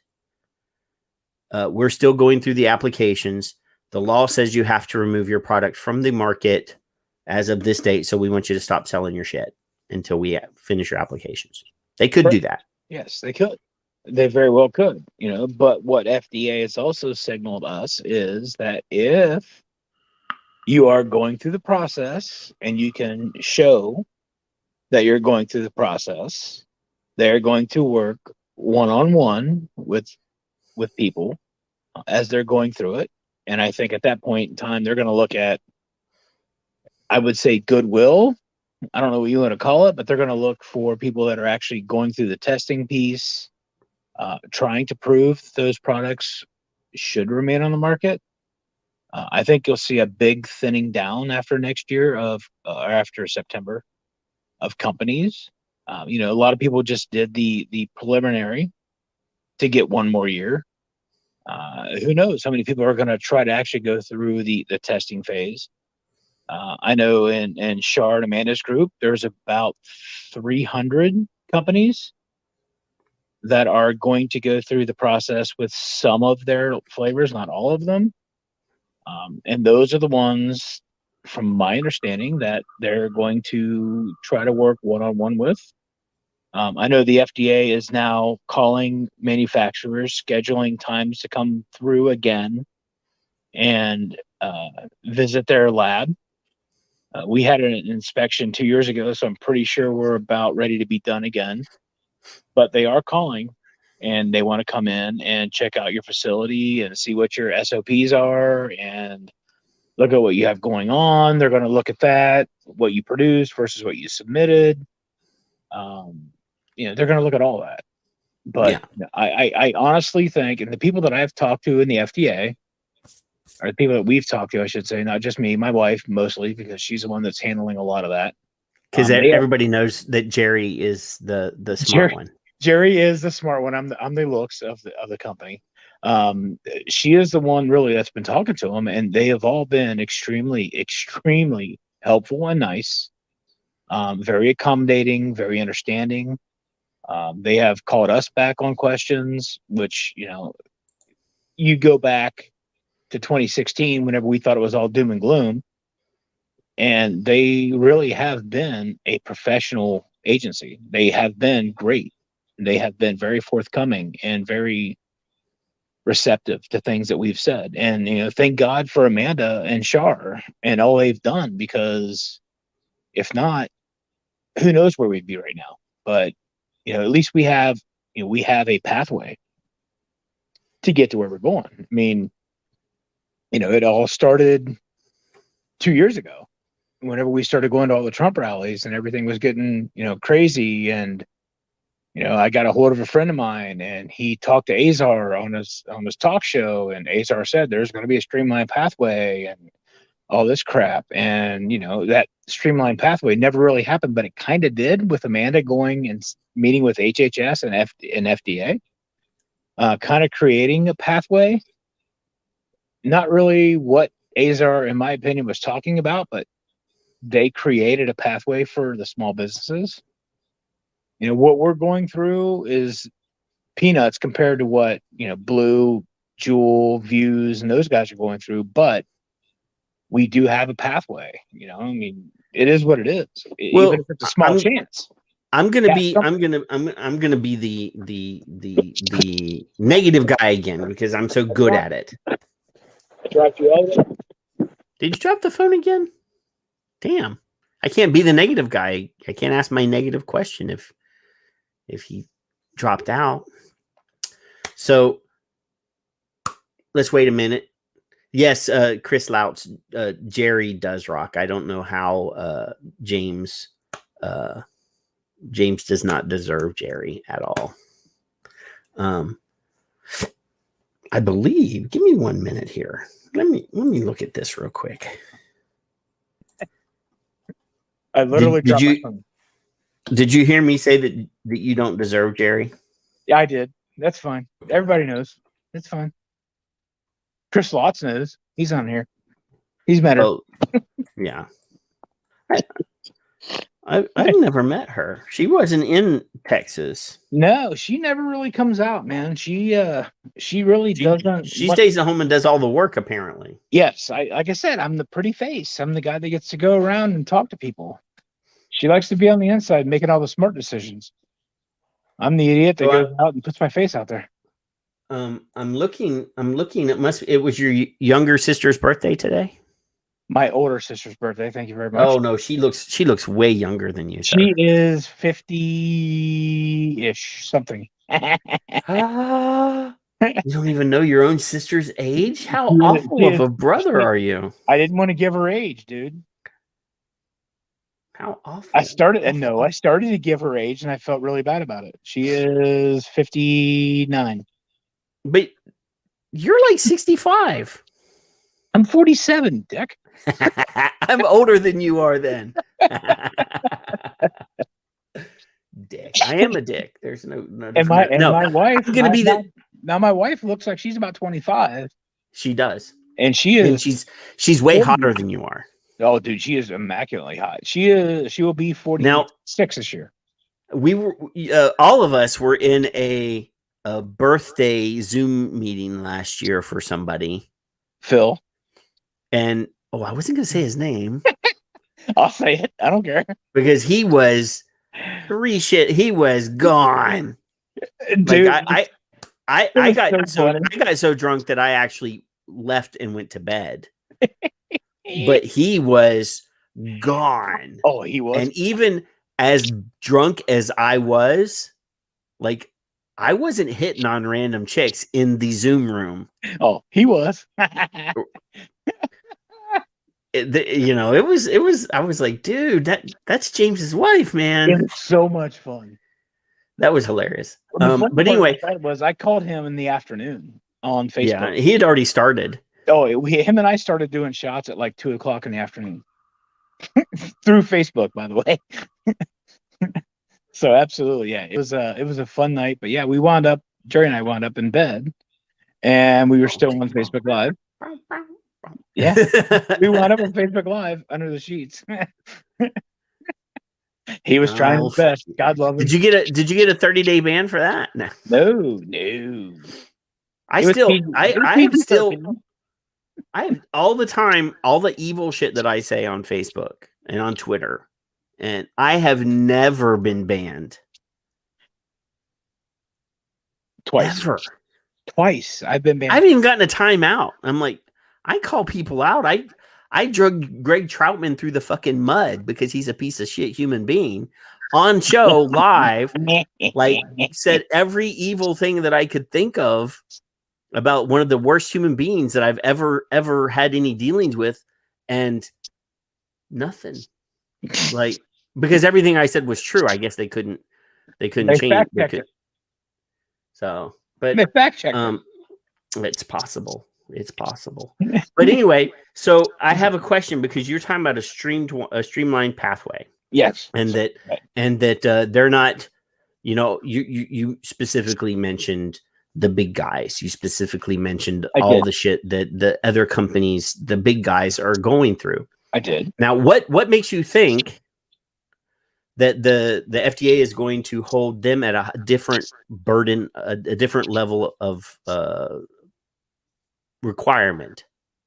I mean, if you look at what they're asking for, it right now, at the end of the day, they want certain things, right?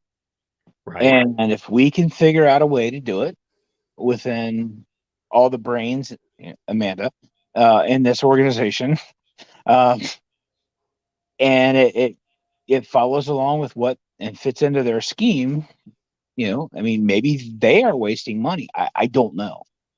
But I can tell you that those companies have spent upwards of $20 to $30 million to get to a certain point. But again, they're used to dealing with the tobacco side. I mean, they've got the means to meet the ends, right? We don't. And I think that's what I'm questioning, this is something that I've specifically been concerned about from the day one. So Juul or Views or even Chris Howard's company, even I know that their PMTA, I know how much money they spent. It wasn't $20 million, but what's to keep them from at some point in the future, because they spent $20 million on an application and they submitted 500,000 pages on one product, from stopping and suing the FDA when they realize, hey, they let these guys through with a lower burden of proof or a lower burden of evidence than what they required from us. I mean, there's nothing stopping them. And if I was them, I would sue them. But at the same point in time, if we were smarter and figured out a way to do it more economically with the FDA's guidance, then good for us. I mean, yeah, I'm just worried that at the last minute, FDA is going to just kick all the science back and say, you guys didn't meet the burden of scientific proof that is needed. That's my worry, is at the end of the day, after you guys have spent all this money to get your product approved, and you guys are communicating with them fairly decently, I'm assuming. Yes. Because you said so, that at some point, somebody's going to come back and say, yeah, we realize that you don't have the money that these other guys do, but this is what is required. This is the bar that you have to reach, and you guys can't do it. That's what because a lot of guys are spending. I mean, James Jarvis is not RJ Reynolds. If James Jarvis, I'm not even the J in RJ Reynolds. What are you talking about? James Jarvis, for James Jarvis, his $10,000 that he spent, maybe I'm just making up a number, $10,000 is the equivalent to him in his financial state of RJ Reynolds spending, $20 million, because they're, they make $600 billion a year. So, I get it, because you guys are throwing your life savings into something that ultimately, at the end of the day, FDA could just say, at the last minute, hey, we're not approving any of these applications. We're not giving you marketing orders, because I used the word approval again. Right. And that's what scares the living shit from me. I mean, because I'm not a rich person, even though I didn't get a stimulus check because they said I make too much money. I'm not rich. And just the idea that you guys are spending money with I didn't even want to say guarantee, with no assurance that your shit is going to even be looked at. You have to look at it That's this what way. scares the living crap out of me. You got to look at it this way. Since 2016, we've been fighting, and we're going to continue to fight to make sure we have an option for the smoker. And at the end of the day, like Jerry and I were going through all of our liquids. We have 50-50 blends, we have 80-20s, 90-10s.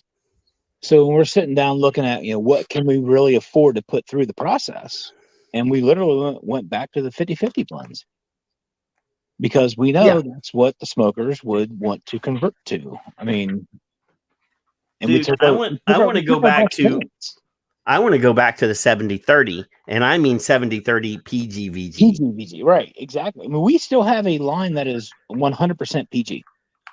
I don't know about 100%, but I like the throat hit on a 70% PG. 36 milligram, 100% PG. Woo!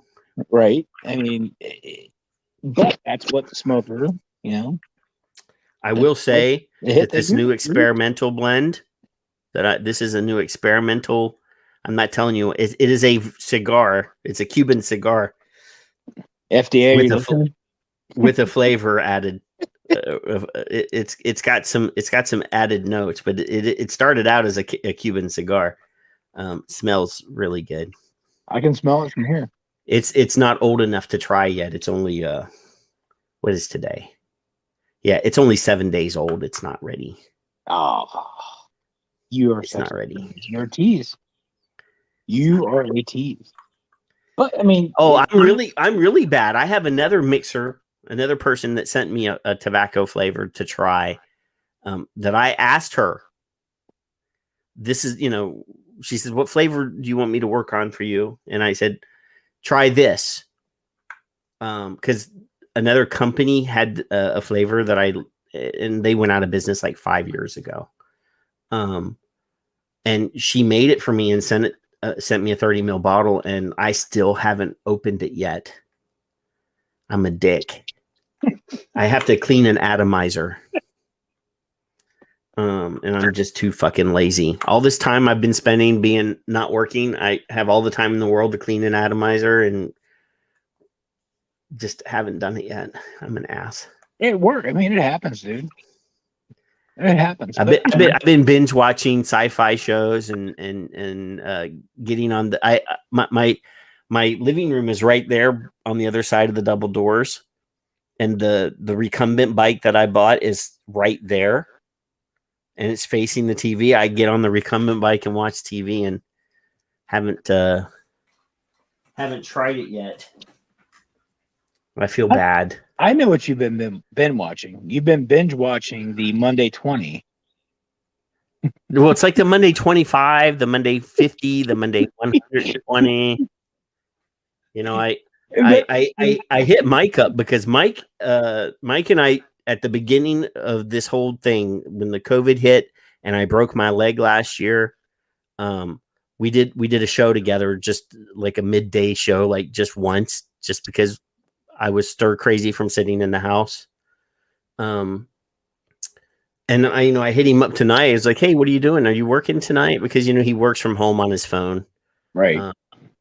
A lot of people don't know what he does, and I don't want to, Me neither. Yeah. I don't want to talk about it, but I mean, I know what he does, but right. Me too. But yeah. But yeah, that's his thing. He's not a sex operator. Just everybody. He does gay midget phone calls is what he does. Can you imagine that voice? And no. Then he just texted me a few minutes ago. Yeah, I'm working until 2 a.m. So yeah. Peggy is my new friend. Peggy at eSig Source is my newest best friend, because I've been whining on this show that I don't know anybody that carries Joytech products. And Joytech used to sell this thing called an E-roll.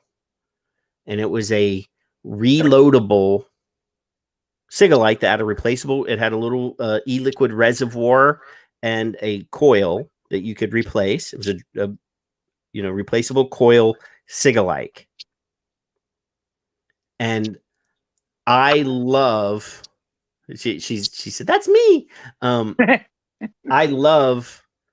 I still miss the idea that I can hold a device and a cigarette. Like you used to go out and have a drink and have a beer and have a cigarette. Well, you didn't because you're a. I don't know that, but go ahead. For us that are drinkers, the Irish in me wants to have a cigarette and a beer. Right. And this is awesome, in most cases, but every once in a while it's just nice. It doesn't fit between your fingers.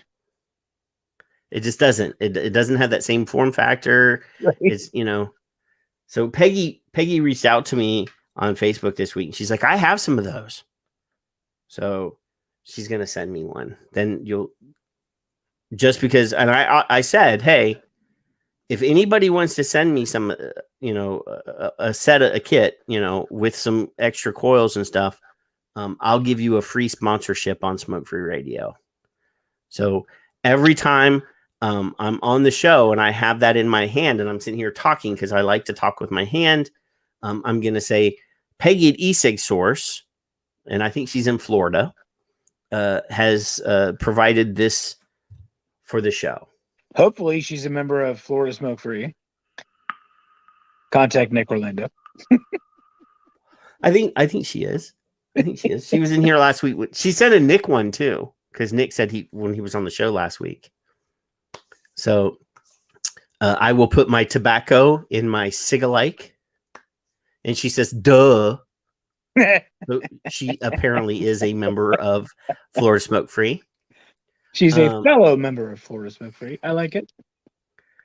I myself am a member from Ohio. Having a big, huge device is great, and I love it. I've got like 35 devices on my desk right now. That's what she said. But having that simple little cig-alike thing, while I'm chatting, and I can, that's all I need. I got to send you some cig-alike devices. I should send as long as I can put my liquid in them, that's all that matters. You can't do that because most of the stuff that's in those devices just aren't cool. Now I will say, don't say that the Enjoy Daily had an amazing grape. I think it was grape that I liked for a long time. And I used the Enjoy King this is back in the day, back in your 20s, when Pam and Brian were repping Enjoy and going to all the events, and they were the political wing of Enjoy. I had always and Enjoy had a really good bourbon. They had a double barrel bourbon flavor that was awesome too. Now that was back when they started selling bottled e-liquid. But yeah, it was good shit. Who's winning the race? It's Friday night. Why is there a race on Friday night? Is this time trials or happy hour? It's no longer. Now I am watching soccer. Rugby. Oh, rugby. Sorry, not soccer. Rugby. Race is done. Rugby's on the main screen. Yeah. Race is where's done. the rugby at? It looks like it's in somewhere overseas. Well, I'm sure it's overseas. Somewhere. If it was, it looks like Germany. Oh, okay. At least that's what. I have a funny story. I was in Japan. This is many years ago. Rugby is huge in Japan. Really? It's huge in Japan. And they had all of the rugby teams in Japan are like imports. The entire team is from somewhere else. They have to be, right? And they're all corporate sponsored teams. Right. And I was going to the airport, and there was this whole bus full of these young kids and their parents. These are like college age kids, and these are all like they're coming to Japan for their tryouts for the Japanese rugby league, and it's hilarious. They do like commercials on Japanese TV. Like once they get picked, like they do commercials for whoever their corporate sponsors are. Right. And it's hilarious because these huge, these are big, beefy kids and they're promoting product and they're walking around Japan. And, this is not me being, cause I'm in love with Japan. I would live in Japan again at the drop of a hat. But they're much shorter. The average Japanese height is shorter than the average American or European height. And a lot of these kids are from America and Australia and New Zealand and coming from other places. And it's just funny to see these TV commercials with them walking around and going to buy clothes, because I've tried to buy clothes in Japan, and in America, I'm like a 2XL. In Japan, I'm like a 6XL. Because of the size variations. Right. Like an extra large t-shirt in Japan is a small American t-shirt. It's like spandex for you and I. So when I would go to buy clothes, I'd have to make sure that they had an American department. American size, because Wait. We started talking about legislature in Ohio, and now we're talking about clothing in Japan. we talk about everything on the show. We talk about what are you watching on TV? You're just just showed your rugby. So now it's off. It looks like it is off. I did it. You were bored by the rugby match. I'm more enthralled in this conversation right now. Yeah, if I could hold the camera still, it'd be great. You need a tripod for your phone. Well, I'm sitting on my couch, not in my office, so you got my hand. Well, the good hand. Well, everybody has a good hand and a bad hand. Every once in a while, you got to use the other one because you want to feel like you're with a stranger. But right? Yeah, you got to feel you're cheating a little bit. I get it. World Vape Day is that a thing this year? It is overseas. I don't know about I mean, last year I did a whole big special on World Vape Day, but I haven't seen anything. Yeah, last year it was huge. Not here, but it was May 30th. Is it May 30th? Yeah. Nice. We should, kind of push. We'll do a big thing on May 30th. We should. And if so we've got 16 days. We've got 16 days to plan World Vape Day again. Is that a Monday? I don't know. I had my surgery on the 30th. World Vape Day is on a Sunday, so we could do a big deal. We could recap it on Monday 20. We should do it the week before. Well, Chris says, you got James's good hand. Seems like a proposition to me. Watch yourself, Patrick. See, luckily, I'm like 30 plus hours away from James. If he's driving, his arm's not that long. Chris would know. Chris has spent the night in my house. He would know. He stayed with us 2 weekends ago. Him and Maggie. Oh. Him and Maggie. Love Maggie. Maggie's amazing. Chris is awesome. Did you put whiskey and flower petals on their bed? No, I did not. I did not pull out the Demi and Phil treatment for them. That's sad. That was great though. That was fantastic. So, I don't know how much you know about Matt Bradley. I know that Matt Bradley is on The Deadliest Catch. He is. And that he owns a vape shop. Does he still own Sky Vapor? He owns 3, yeah. Okay. So, and I'm Facebook friends with him. He was a member of the Vaping Militia. Yes, he was. I've never met him. So back before Matt got into the vape industry, he was on the show, and a friend of mine saw him vaping and started emailing the show trying to get Matt's attention. This was back in 2013. And Matt eventually answered an email and got a hold of me. And we started talking. He's like, dude, I was literally one more email away from blocking you guys. So he answered, came to Columbus, hung out with us for a weekend. And he went back and ended up opening up his first shop out in Seattle. And he had this whole thing that, the only thing that we did in Ohio was cow tipping.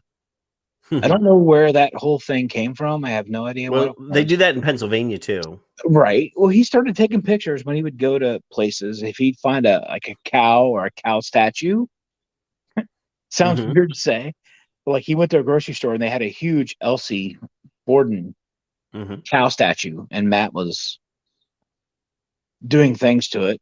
He would send me pictures of it, right? And then Matt was calling me, from out in the Bering Sea and stuff. And we had this whole thing that came about, hashtag cow tipping. So, that went around for a while. And then I called him. We were talking one day and he called me from out in the sea and he's like, what are you doing? I'm like, I'm working. He's like, me too, kind of. I said, dude, you should just tell people to go run through the boat and start screaming, where's James? Just to mess with people's heads while they're out there. I really thought he was going to do it on the show. He did not. But we ended up hooking up in Miami at a trade show, and we went out somewhere, and literally in our hotel room lobby there was a porcelain cow. So Matt being Matt, he ended up riding the cow in the pool. We got escorted out of the pool. But I don't care if you're on No Fish TV show or not. Right. I mean, that's kind of how it was. A friend of mine made a sign the other day, and we're going to send it to Matt. It said the Bering Sea cow tipping champion. Just because, Matt's a great dude. I went out there for his second grand opening. He flew me out for his second shop. That's when I first met Phil and Demi. Had a great time with him that weekend. So much fun. But again, that was 2014, 15 maybe. Yeah, 2015, I think, is when he opened up a second shop. Yeah, I've recounted the first time that I met Dimitri and Phil on the show before. Needless to say, Phil had to get in between me and Demi, and Julie Wassner as well. Jules. And here we are today. Dude, not best friends, but good friends. And if I ever have a question, I always hit him up. He's my first source. What do you know about this? Who's that? Tell me. Dimitri. Oh God, yeah. Yeah. The Greek and the Irish guy were gonna come to toe. We were in each other's face. This was like 2015 at a vape event here in Texas. It was the very first time I met him, and he was pissed at me for something that I had nothing to do with. Dude, I mean, if it wasn't for Demi, there wouldn't be most of these state associations, honestly. No, even before VTA and Smoke Free Georgia or Georgia Smoke Free, Right. Florida Smoke Free, all the work that him and what's that other guy's name? That was the event promoter in Florida. Shit. No idea. I can't remember now, but they had that first organization together where they were raising money. And I can't even remember the name of that organization. And then the Smoke Free. He's the guy that developed the roadmap for the Smoke Frees. Absolutely, he did. I mean, he came to Columbus. I had started doing. I decided to put on a vape expo. And Demi, God love him, came up, spoke, doing the advocacy panel thing, and he pulled me aside. I mean, OHVTA was already established since 2015, I think. And he pulled me aside and said, you've got to join this. And I was doing this on my own by myself. So there's already a group in Ohio. Just join it. What are you, stupid? I mean, that's kind of how I felt. I'm like, well, yeah, I am. But I mean, he pushed me to go to that point, and love the guy to death. Absolutely love him to death. Through everything he's been through, and through everything we've been through, and this industry's been through, he has been an amazing, amazing resource and a great friend. But that weekend that you were talking about, him and Phil came up, and we rented him a hotel room. We went in, and Jerry decorated the bed with rose petals in a heart shape, bought KY jelly, some condoms, some liquor, laid them all on the bed. It was fantastic. Well, as I'm picturing it as we're walking in, and Jimmy's like, "Oh God." Good times. It was fantastic.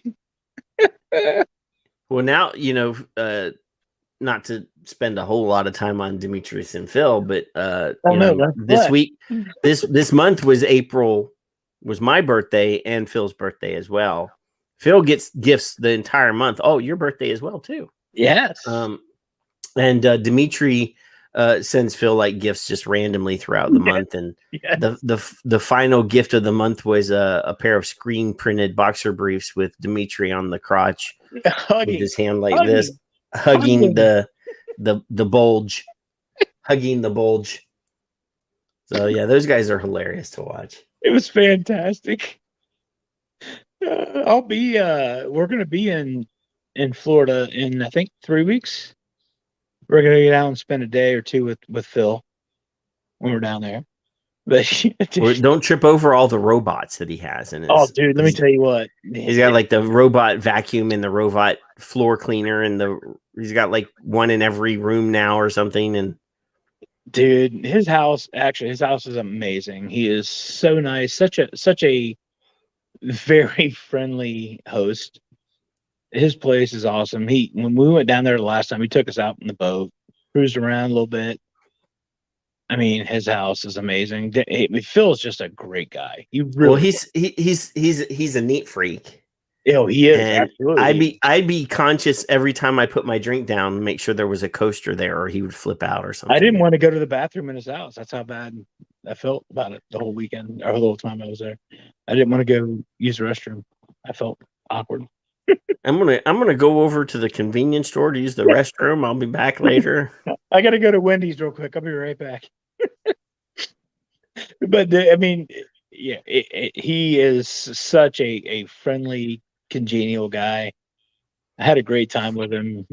I was super nervous because I only knew him like you and I know each other. Just seen each other twice, I think, 3 times maybe, 2 or 3 times, yeah.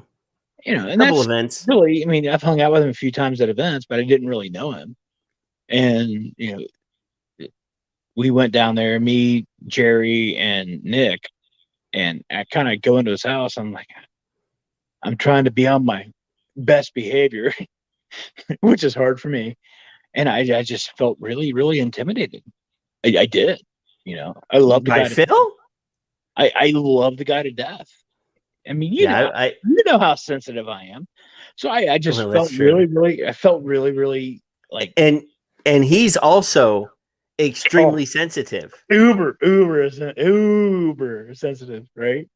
So yeah, that would be like 2 guys walking on eggshells around each other. Yes, absolutely. But we had a great time, and he is a stand-up dude. Love him to death. Hopefully I get to go down and see him again here in a couple weeks. Just a good dude. Most people in this industry are amazing people, but that guy right there is just salt of the earth. He is. Oh no, there's some nutbags in the industry as well. There are some nutbags. No, he's a good dude. Phil and I have always gotten along because, like, I bust chops a lot, but I've never busted his chops. Right. Because I've always known, like, he was the first vape video when I started vaping and I was already vaping, but when I decided to go and look for vaping on the internet, and this was in probably 2011 at this point, he was the first video review that I ever watched.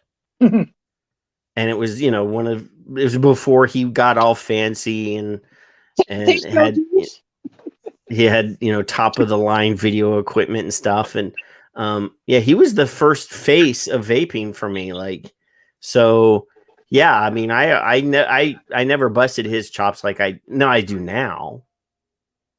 Like, because he's a sci-fi geek too. And that's another world that I'm in. So I bust his chops now because we have a lot in common. But yeah, the first bunch of times that I met him, you know, I was purposefully less aggressive when talking to him. You know, Dimitri, the first thing he ever said to me, and from that point on, I knew like I could talk to him like a real person and not be cautious about what I say to him because we've already had our fight. Right. I just, you know, with Phil, I mean, I am, you know me, I'm not bashful about talking to people in general at all. Phil was different. I mean, it was just a different, surreal thing. Yeah. And he was just so friendly and congenial. I'm like, wow, this is not what I expected. Well, and it probably sounds terrible, but no, because being as it's fastidious as he is about like being a clean freak and you know, he's Italian. They always want to be good hosts. They want to make sure that you're fed and that you're happy. Hey, let me tell you about being fed. I went to Demi's house one day. Oh, the Greeks are that way too. Oh my God, dude. He had a grill full of food and just cooked up so much food. And I felt so bad because he was slaving over a grill, you know, and but that's his environment though. Demetrius loves to cook. Absolutely. And he's like he's such a giving guy. Yeah, the guy that you see and the guy that he is, you know, pretty much spot on. I mean, he is in the quiet moments, like he can be pretty boisterous online and doing the videos and during the show, but away from the cameras and away from the crowds, like if you're just sitting at the airport having a drink with him or at a restaurant having a meal with him, it's nowhere near as projecting in real life. I mean, dude, just hanging out with him and him and Connie and the kids. Yeah. I mean, Jerry and I drove through one day and we stopped and had dinner with Demi and Connie wasn't there. And he brought the two girls out and we met him at a steakhouse. And he would not let us pay. He was just, you know, this is my town. This is my people. He was just so freaking amazing, you know, and he's just that way, you know. I could probably go 6 weeks without talking to him, whether it's, you know, Facebook or text or whatever, but it would be just like I talked to him 2 days ago. He is just so genuine because he's good people. He cares. He cares, you know. He is like again, I'll go back to say he's like a lot of the people in this industry. He just cares. He's not like the assholes. He cares. And that's what resonates with me. You know, I mean, he's just a good dude. And yeah, I'm happy. All right. So back to the let's go back to what we were talking about. Back to the subject at hand. What was so what was it? Hell, you know, we already talked about Jeff Kathman says great guy, who cares? Hey, you know what? Hey, first off, wait, before we go any further, I gotta say happy birthday to Jeff Kathman. Uh-oh. How old is Jeff? He is 25. Doesn't look a day over 26. Yeah, his birthday was a couple days ago, and I think he would appreciate the love. Everybody that's in the chat room. There's still some people in the chat room. All 12 of Jeff you. is in the room. Everybody say happy birthday to Jeff Kathman. Yeah, all 12 of you. He's turning 25 again. Yes, he is. For like the 20th time. Jeff is our vice president in Ohio. I've met Jeff. Jeff is an amazing guy. I'm lucky to have him as a friend, and I'm lucky that he is in our organization as our vice president. I lean on him a Jeff lot. He doesn't realize it. He doesn't realize it, but I do lean on him a lot. Well, he's probably the brains of that operation too. Oh, yeah, yes. Come on. Again, I'm just a pretty face. Happy birthday to Jeff. Happy birthday to Jeff. Happy 55th birthday to Jeff. Happy birthday, 25th. Jeff. 25th.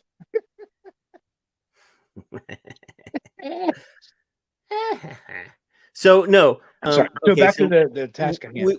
We brought up, like, you closed the store in the last year and a half or whatever. Yeah. Yep. And the size of the industry in Ohio shrank. Yep. And obviously between the beginning of E-Valley through the Ohio tax to COVID till now. Yeah. Are you seeing a sort of a climbing back up, or are you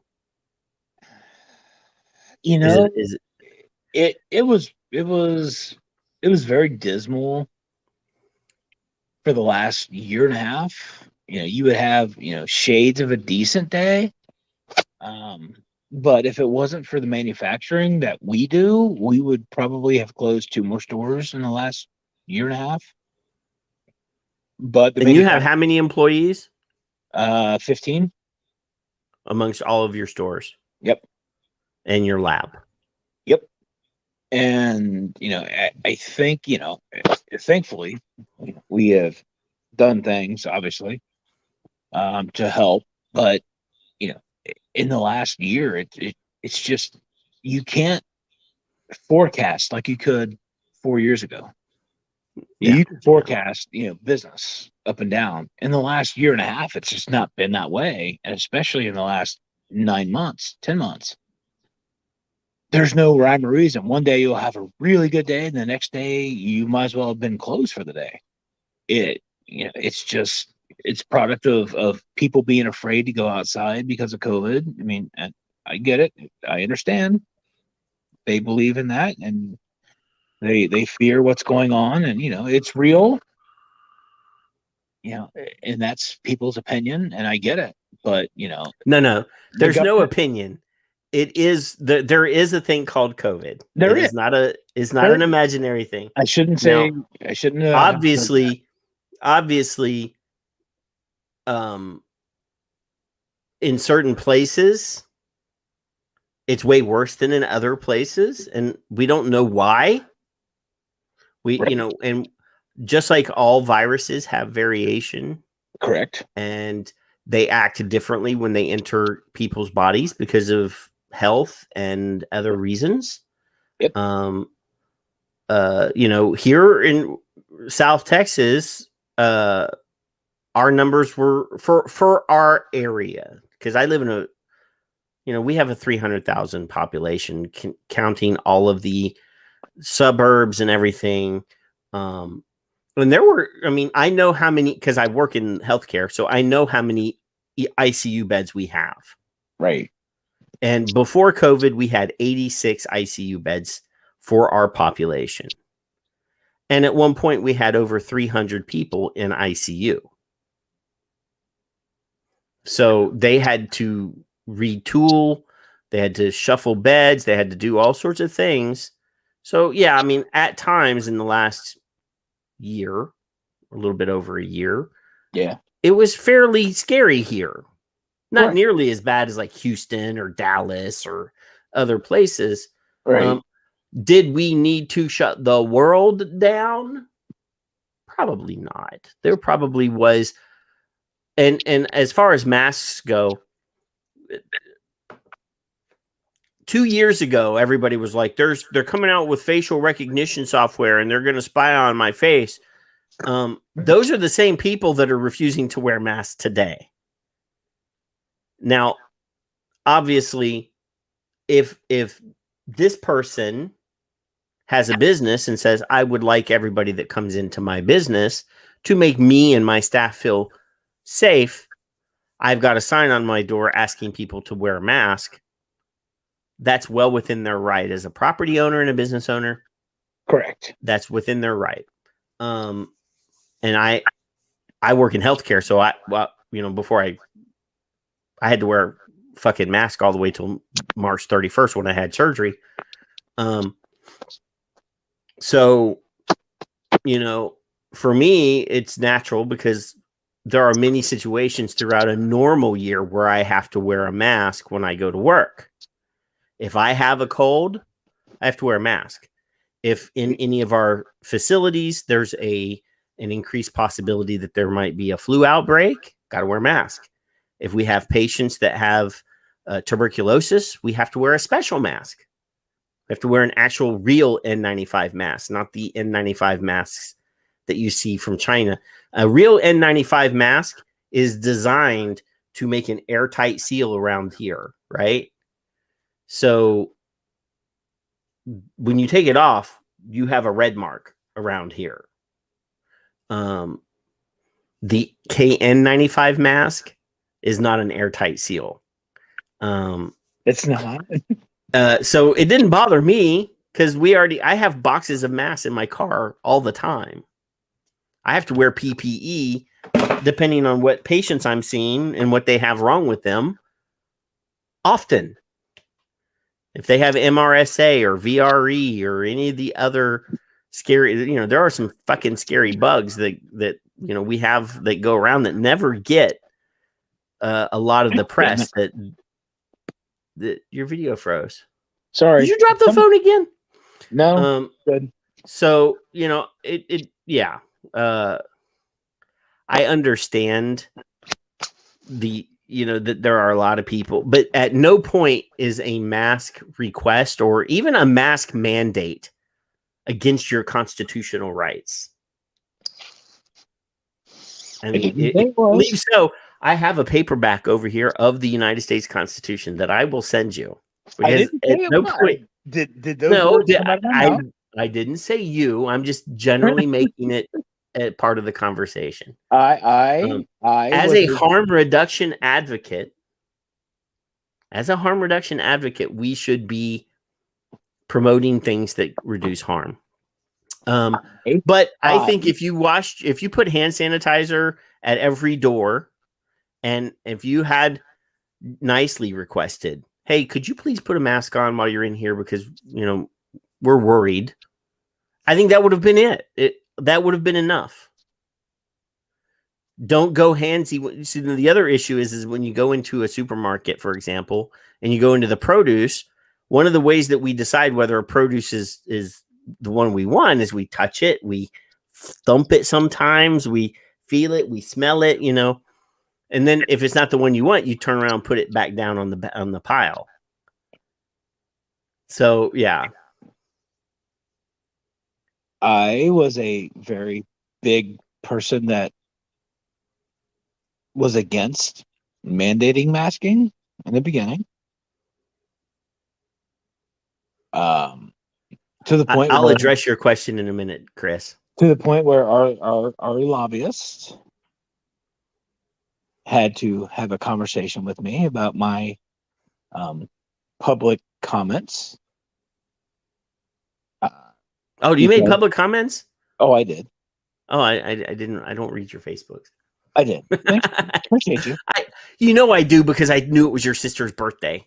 Right. No, I mean, she made a lot of great points. And I get it. And then, I have parents that are in their 80s, and the more I thought about it, if people want to wear them, I was okay with it. Forcing people to do something they don't want to do, that was, not my thing. But at the end of the day, if you're going to protect people, that's cool.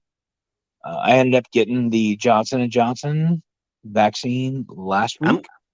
I've had both of my doses of Pfizer. I'm going to wait 6 months or so. Probably about June. I'm going to go get the Johnson & Johnson vaccine.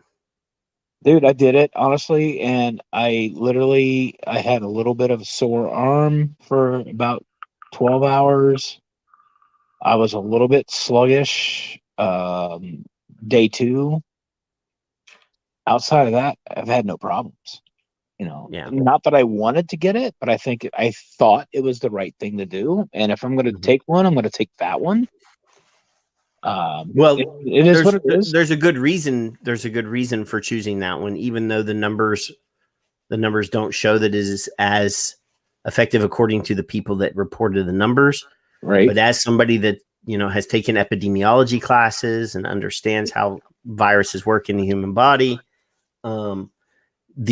the ability for the Johnson & Johnson vaccine, since it's an actual vaccine, right, that actually has attenuated viral cells in it, that will actually allow your body to create natural antibodies to the virus.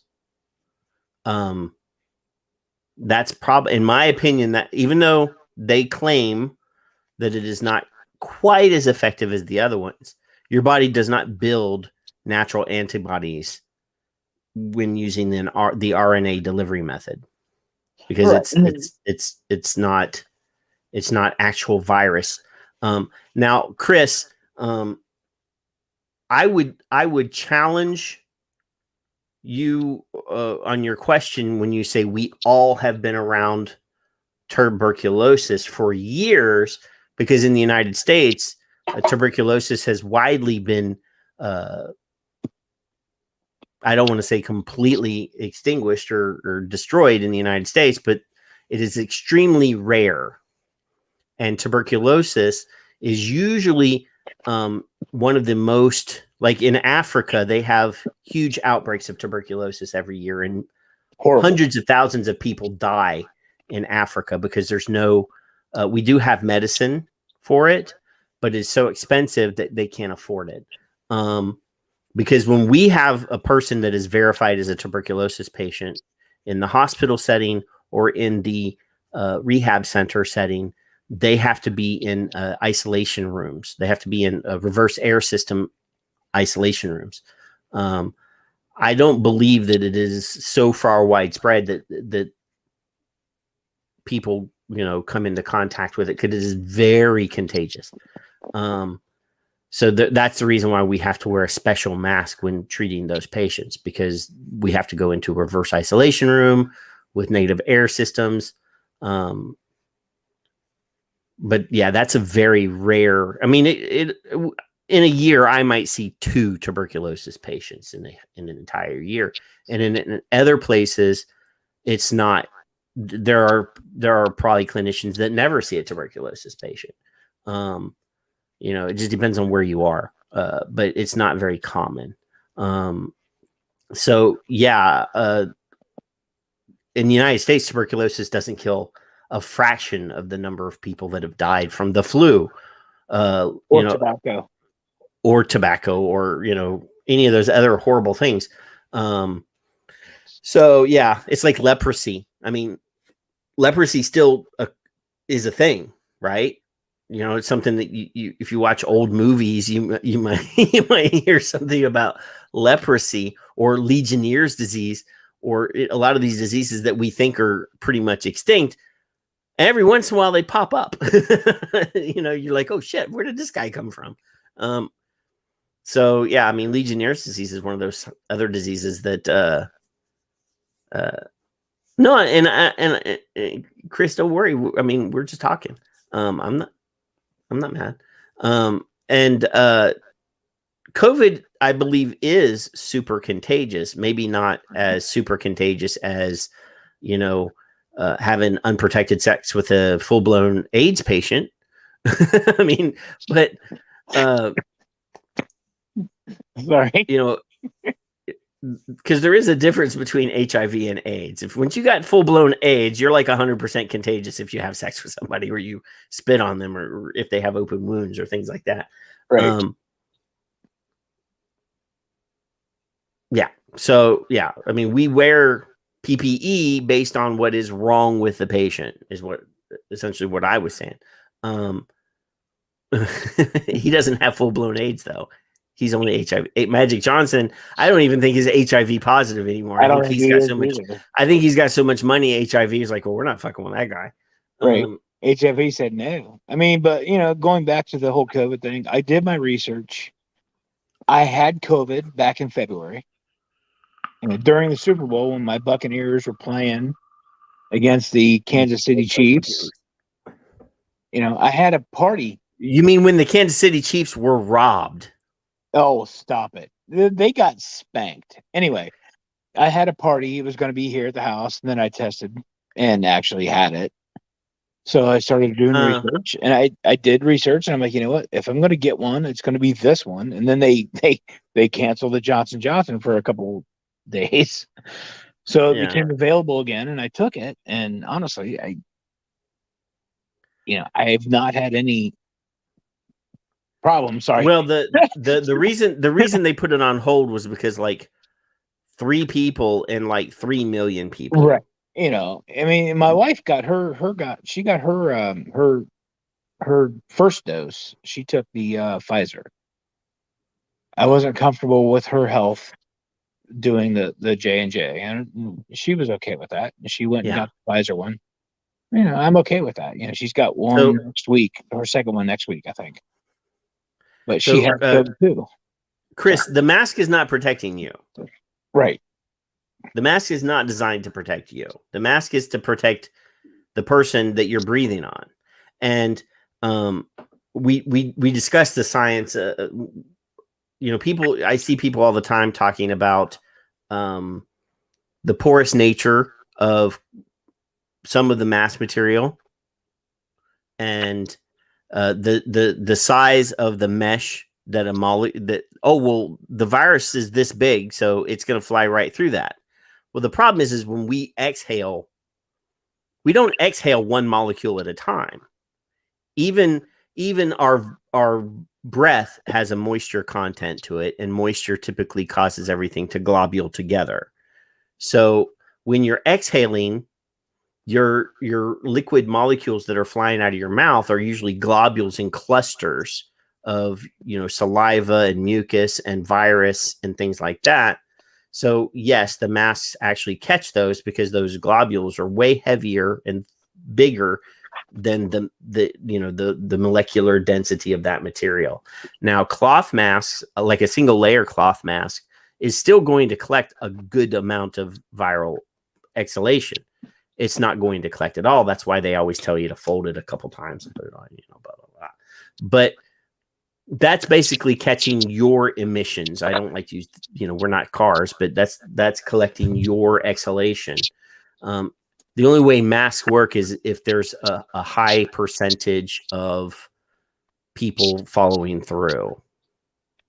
And in some places that never worked. I mean, even during the worst part of it here, like, because we didn't have a mask mandate so much as, the governor said, wear a mask, if you want to, so every time I went out, 50% of the people that were out there weren't wearing masks. So, we had at periods really high numbers for our area. Well,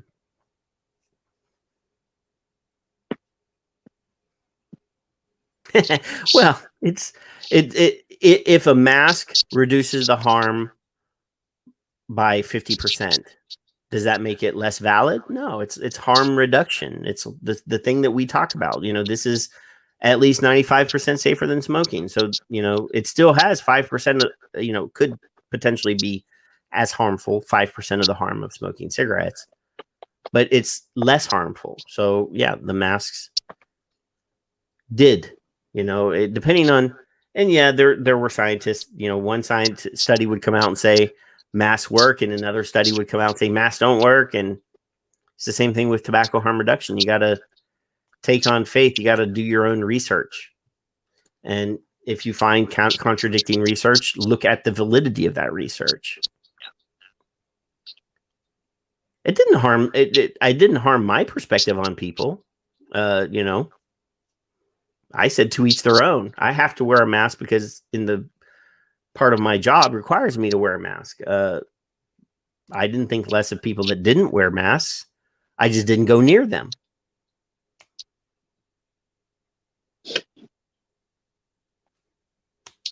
So there. Take that. Yeah. Put that in your Blah. pipe and smoke it. I generally never look at American research. I always look at the European research. It's always better. Yeah. Unfortunately, it's always better. So I look at the UK Public Health England. If we trust the Public Health England report on vaping, we need to trust the Public Health England report on wearing masks. You find a source that you like. I don't watch any broadcast news anymore because I can't trust any of them. Yeah. Amen there, bud. Can't trust any of them because all of them are anti-vaping. So fuck them.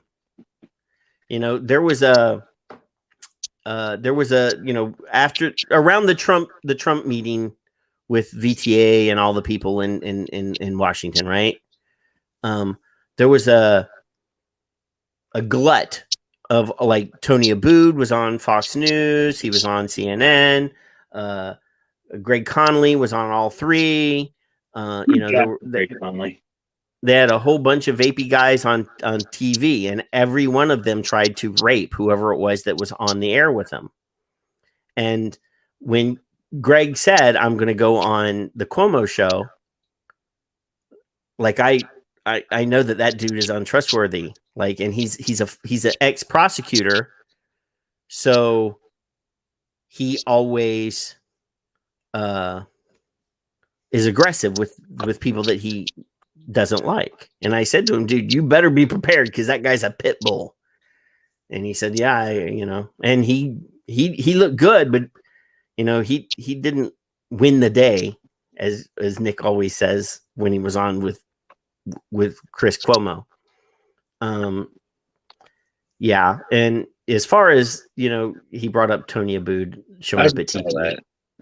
I just saw it. I think I've said I've covered it the last couple shows. I don't know that did Ohio VTA take part in the 50 state strategy sponsored by we were. So the funny thing is Ohio VTA is not VTA. We were the Ohio Vapor Trade Association long before the Vapor Technology Association was around. Right. We worked closely with Tony. We have worked closely with Tony. And, VTA did a lot of great things for this industry, whether people want to admit it or not.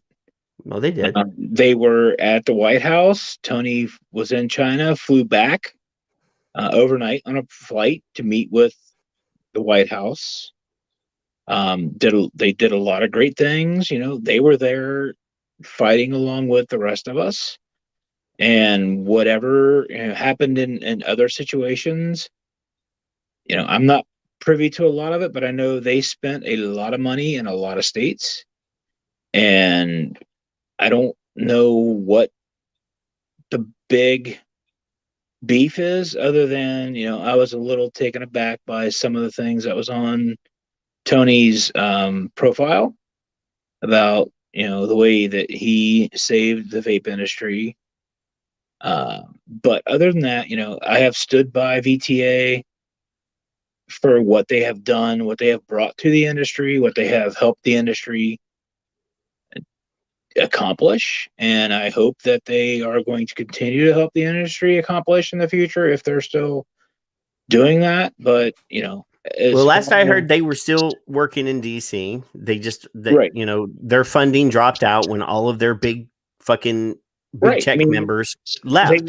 They lost Vapor Beast. They lost EAS. They lost Juul. They lost a few other companies that committed for a full year and never paid their dues. No, I just see a lot of people. And I'm not.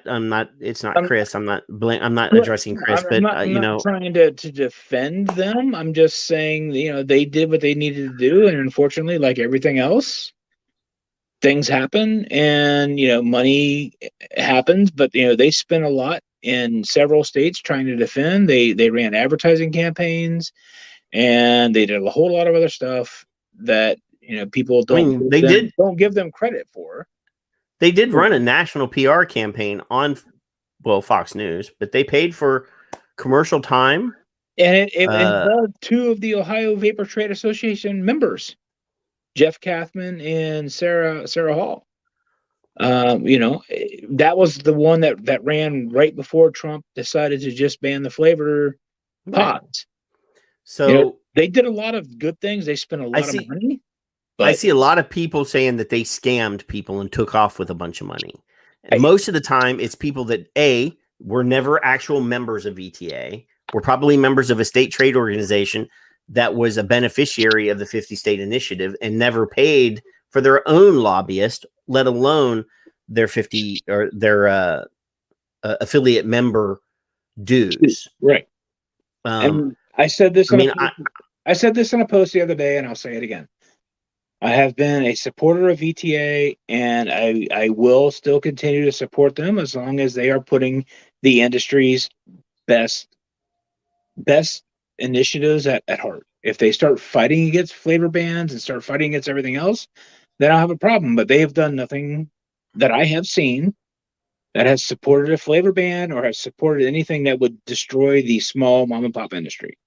Until they do that. Now, I'm not a big fan of the way they ghosted, and they did. I mean, there was a long period of time where they didn't say anything. You didn't hear anything from them. And people were being hypercritical and basically making allegations that they took off with people's money, which is not true. Industry does. This industry likes to eat itself a lot. And Chris brings up Massachusetts. I don't know what happened in Massachusetts. I know that VTA was the national trade organization.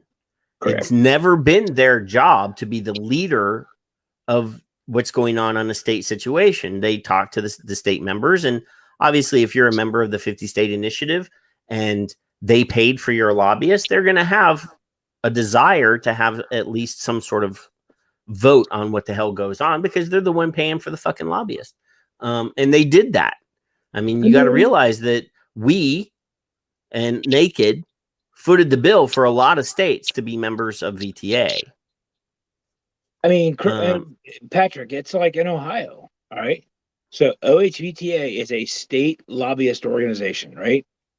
We have a lobbyist that is in charge of fighting for the rights of the states. When it comes down to the cities and counties, I can't expect our lobbyist to be overseeing all 88 counties and all, as a business owner in that locality, it's your job to all 700 cities to be active in your community. Exactly. You've got to be engaged at a certain point locally. I mean, by and large, I can guarantee you that the national budget for VTA, for all of their efforts that they did nationally, probably is less than what one big tobacco company pays for lobbying in Texas. Right. So, I'm not a fan of the fact that they sort of ghosted, but I will defend the fact that they didn't fucking scam anybody out of money and they didn't disappear, because I know for a fact that they have that Tony probably hasn't collected a paycheck from vaping in the last 6 months. I know for a fact because they haven't been funded. I know for a fact from July until December, he did not get a paycheck, because I talked to him about it in December, because I called him and asked him what the F was going on. And he told me, he's like, I have no money. Yeah. I'm not getting paid. All the big fucking players disappeared, and you lose. I mean, I don't remember. What is it? $250,000 for the platinum, for the top tier board position level of VTA? I know that several of those companies had to commit for a full year at least $500,000. Okay. At least $500,000. Yeah. And a bunch of them ghosted too. They left after April and didn't pay. Yeah. So it is what it is. A year. It's been a year since the biggest dogs on the porch they all took off the porch. They ran away. So, I mean, But I'm not going to defend the ghosting part. Those companies also were hit with a lot of things that they aren't used to being hit with. The way the industry happened, the way that COVID affected their business, the way that their income was shrank. Nobody could have predicted what happened in the last 12 months. And if the man's not receiving a paycheck, it's not, is it, if I get fired from my job, is it my responsibility to go tell the world, hey, I'm not working there, or there's no money, or whatever? Do you think I get paid for being the president of OHVTA? No. Yes. Aren't you like a millionaire? Don't you have like a private jet like Demetrius and Phil? No, the only difference between him and I is he is the executive director. I'm just a president. The executive director should get paid. Look at NRA. You tell me their executive director isn't getting paid? Come on. Well, they tried to file bankruptcy, and their bankruptcy case got kicked out of the court today or yesterday. Right. But I mean, those of us that are in this industry, like we are. But you are defending your business, right? We are defending our business. Tony in our industry is a paid employee of an organization. Is a paid employee for VTA. Yeah, I mean. So, it's so you don't pay your lobbyist. Is your lobbyist going to continue to work for free? No. I mean, that's that's ultimately what Tony is a fucking lobbyist. Here's a funny thing: when I took over OHVTA, our lobbyist was 2 months behind, and she continued to work for us on good faith. Yeah, but I mean, how long is that going to get you? I'll gladly pay you Tuesday for a hamburger today. Exactly, right. And unfortunately, when I came in, we had a great organization, and it grew. It wasn't because of me; it was because of everybody else got involved. Yeah. So I mean, people don't really. I'm just going to give you a short history lesson. Chris said, "You get to sleep next to Jerry, so you're getting paid." Only when she doesn't have a headache. Poor girl suffers from migraines. Yeah. So a lot of people don't know. I mean, I've been around since the beginning. I've been around since, well, not Han Lick, but 2008. I started in 2010. But I've been here longer than you. Safada was originally funded and started by General Tobacco. I mean, that they were originally started by the parent company of Swisher Sweets and National Tobacco, and the guy that started it was Ron Tully and Phil Damon, and Tony was there, and Cynthia Cabrera was hired and all that. I mean, they were all tobacco people defending their essentially their company, but they said, hey, let's start an org and bring in people. I mean, that is the birth of Safada. And then over time it mutated and changed and became what it is now. But in the meantime, there was a split. One of the guys at the top wanted to go a certain way, and a bunch of players decided they didn't want to go to that same way. And there was a separation, and VTA was founded because one guy wanted to fire the lobby group that had been successful and working for them, and a bunch of guys didn't. And they went and formed VTA and hired that lobby group that they liked, that was working for them. And I mean, all of it has its roots in a tobacco company wanting to defend their business. I mean, you can go back to Tobacco. Yeah. I remember that too. Yeah. So, yeah, I mean, there's a lot of dirty, and Phil and Demetrius swear they're going to write a book. I hope they do. Air all the dirty laundry. But yeah, there's a lot of shit that went on in the background that I know because I've been around a long time, that Phil and Demetrius know because they've been around a little bit longer than me, that We've all, I've never been a reviewer. Like, I've always been, hey, let's fight for this thing because we claim that this thing saved our life, right? We say that all the time. Chris is worried that I'm going to dislike him because he says something that's unpopular. That's not how this works. I love Chris. I love people having an opinion, and I may disagree with it, but I'm glad that you have it because that adds spice and flavor to the conversation. But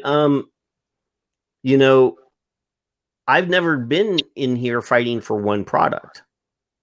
I've been here fighting for all the products.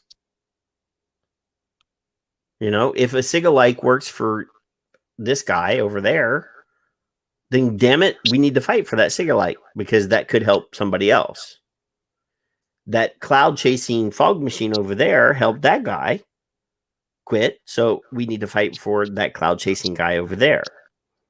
If Views, which is a very, it's a tobacco company product, if Views saved 5 people from vaping or from smoking, then it has value and we should fight for it, whether we like the company that makes it or not. Juul has saved millions of people. I may hate Juul. I may not even like the product because I don't like the product because I don't like nicotine salts. But it saved people's lives, or at least it got them off of cigarettes. So I'm going to fight for them, even though I don't mention that. But yeah, I mean, if it works for somebody and gets them off the smoking, then it has value and we should fight for it, whether we like that company or not, because that company made some bad decisions even before they became part of Altria. Let's be clear on that. They've made some really shitty business decisions, and yeah, we still have to fight for it because it helps people quit. Where's the best place to catch fish? Where the fish are, right? Yeah. So if you have a product that is mass produced and that is in everybody's face at every carryout, every gas station, every corner store, it's a great initiation into the industry. Our only hopes is that they seek out something better, which is us. So, I mean, I've said it before. I quit smoking with a Sig-alike KR808 screw on the Cardo to a little tiny cigarette. I still have it over there. And I never smoked another cigarette. It wasn't one of those things where I dual used or whatever. Like, I started with 36 milligram nicotine in a Sig-alike, and it worked the first time. Never smoked another fucking cigarette again. Is what I have now better than that? Well, yeah. Because I have the ability to tweak it the way I want it. But that Sig-alike is just as important to me and to those people that have been vaping since I started that did the same thing. So we fight for that. Yep. Whether we like it or not. And if somebody uses that, they're not less than me. Where I do see a lot of people bitching and moaning about what worked for somebody else. Oh, dude, the whole vape shaming thing. It still happens. That whole thing came about, what, 4 years ago? Yeah. It helped destroy the industry, in my opinion. It did. Because you're not using 100 watts. What are you doing? Oh. No, it doesn't work for everybody. I'm at 19 and I'm dangerously high. This is like 2 or 3 watts above my normal. I'm testing out this flavor at different wattages, and you're 19 is. You're talking to a guy. You don't even vape. You're talking to a guy that never smoked. that whole shaming thing really screwed us. And then it became a whole another thing about, I got to have juicy fruit clouds with cartoon characters. And it became, I got to have 200 watts. I got to have 300 watts. I got to have 0.015 ohms. Where's my Hemi? Where's my Hemi? Yeah. I mean, I love the industry and I love the fact that everybody can customize it to what they want, but don't, for God's sakes, don't shame somebody for trying to stop smoking. Yeah. But I mean, it is what it is. The industry ate itself and we did it to ourselves, got us into a bad situation and a lot of political eyes, unfortunately. And we were cruising along having no problems until we started making ourselves known. Well, and when I say that, I mean, when people started seeing people outside making themselves known with, at that point in time, 150 watt mods with, huge clouds. I'm actually not allowed to see that, Chris, because they've banned me from that group. I mean, but that's when things started changing. I went to an Indians game up in Cleveland. Not an Indians fan. I just went there, and I'm sitting outdoors in the smoking lounge. And there's a dude 4 or 5 people down from me that's vaping. He probably had a 150 watt device at that point in time. Huge clouds coming up. They asked him to leave the stadium, and he said, "Why?" He said, "Why?" He said, "Because you're blowing huge clouds, interrupting people that are trying to watch the game." And it was within his right. He was in the smoking section, but it just kind of made me sit back and think, wow. I mean, if that's what this guy thinks, what does everybody else that doesn't vape think? What do they think they're doing? Well, there has been, like, this has been years ago, maybe 2016, when we were already under the scrutiny. I mean, you got to realize these groups are spending millions of dollars. Like, FDA spent $17 million yearly over the last 4 or 5 years. I think a few years it's even higher than that, monitoring us on social media. Like, they've been releasing social media studies of vapors on social media since 2016.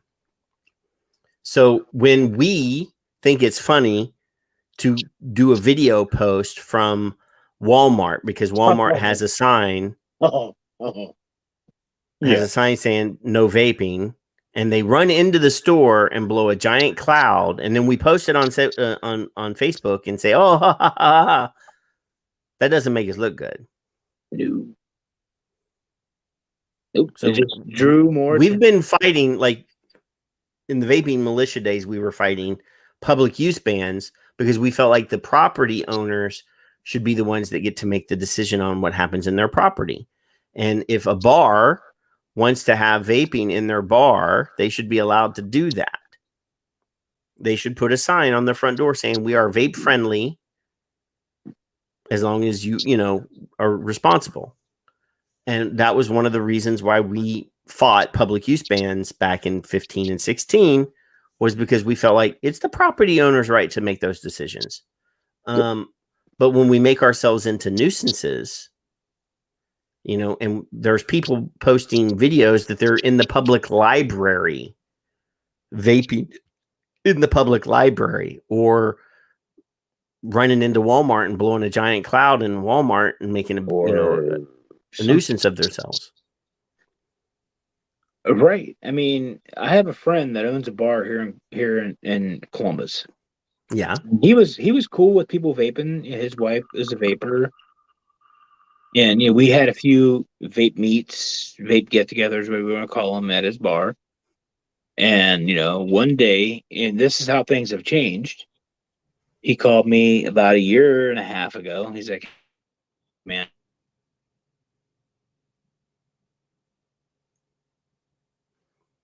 tenders smelled something funny." Oh, We missed it. We missed a good chunk of that story in the middle. Sorry, so but- my buddy owned a bar here in Columbus, and for 6 years or 5 years, we could vape in there no problem. We had plenty of get-togethers, did a lot of good, donated a lot of money to military and OHVTA, thankfully. So he called me one day about a year and a half ago, and he's like, "Hey, I think I got to stop people from vaping inside the bar because a couple of the bartenders said they smelled something funny. Didn't smell like the normal vape." And he's like, "I've got to put an end to it because if not, I'll lose my liquor license." So we went from somebody letting people vape inside of his building to people taking advantage of people vaping using something else. Again, it's this industry's continual need to push the boundaries, against what is right and wrong. It just continues to make us or put us in a bad situation. I shouldn't say make us. It puts us in a bad public light. I mean, and that whole public image is one of those things that I've always, I've said we have to get the general public behind us or we're never going to win. If it's just us fighting the man, we're going to lose. Oh, yeah. We need this to be a human rights issue where other human rights warriors, I don't want to say social justice warriors, but other people fighting for humans can get on board. And the fact of the matter is we were already behind when we were not able to make health claims, because then we couldn't say we're a smoking cessation tool or we're a smoking substitute. It really ruined the health part of the argument for the years. I mean, we're still legally not allowed to make those health claims. I mean, I can because I'm not in the fucking industry. The only money I've ever collected from this was my sponsorships paying for the bills, and they're not paying all the bills. I'm still paying for the hosting fees for StreamYard out of my own pocket. I still pay for the Zoom account because I might have to use Zoom here and there sometimes. That it still costs me a couple $100 a month out of my own pocket to pay for this. So, nobody's ever, I shouldn't say nobody. When we were in the vaping militia, we had a strict no gift policy. We were not allowed to accept gifts from people in the industry, other than like a bottle of liquid here and there. You're at an event and somebody's like, "Oh, I want you to try this," But we did have a strict no gift policy. And even today, every once in a while, 5 Pounds will send me a box of stuff every once in a while or whatever, But since I've been mixing my own liquid, I've kind of told everybody, don't send me anything because I'm vaping what I make now. So there's, don't need to buy anything anymore except for hardware. Nobody's ever sent me anything pricey as hardware goes. I mean, somebody send me a e-cig lady's going to send me an e-roll, which is probably not a super expensive device. I would have gone to TPE, not because I wanted to go to TPE. I just would go to Vegas so that I can eat good and see a show or two. And probably walk by the cigar section and go,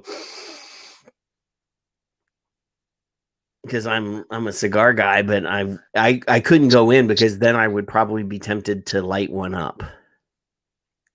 I'm still a member of the Cigar Rights of America Association, and I still get emails from them, and they have this thing called the Big Smoke twice a year in Vegas where they have a big cigar trade show. Cigars and bourbons or whiskeys.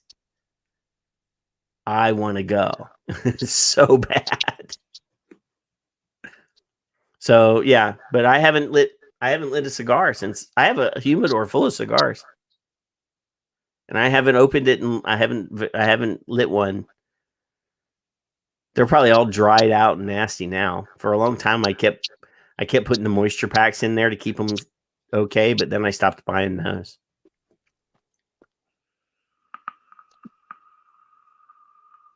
Chris is anti-cigar. He's pro bourbon though. I know, but he wouldn't like my cigar liquids then. He's also pro 10 p.m. bedtime. I'm surprised he's still here because it is 1 a.m. in Ohio. Oh, he's in right? Tennessee, but yeah, he came out, and one night him and I stayed up until 4 a.m. He didn't wake up the next morning until 2:30 in the afternoon, and he was in bed by 10 o'clock that night. So he's a pumpkin guy. Gonna turn into a pumpkin. But I'm glad you came, James. I'm glad that you invited me on. I was like, oh, I'll have I'm James trying on. to hijack your show. Well, my show is always like this. My show always sort of mutates. We, even when Kevin's here, we never stick in. When Big Knowledge was on, we spent a good amount of time on chocolate, talking about chocolate. Chocolate. Because he was very adamant that chocolate was not to be considered candy.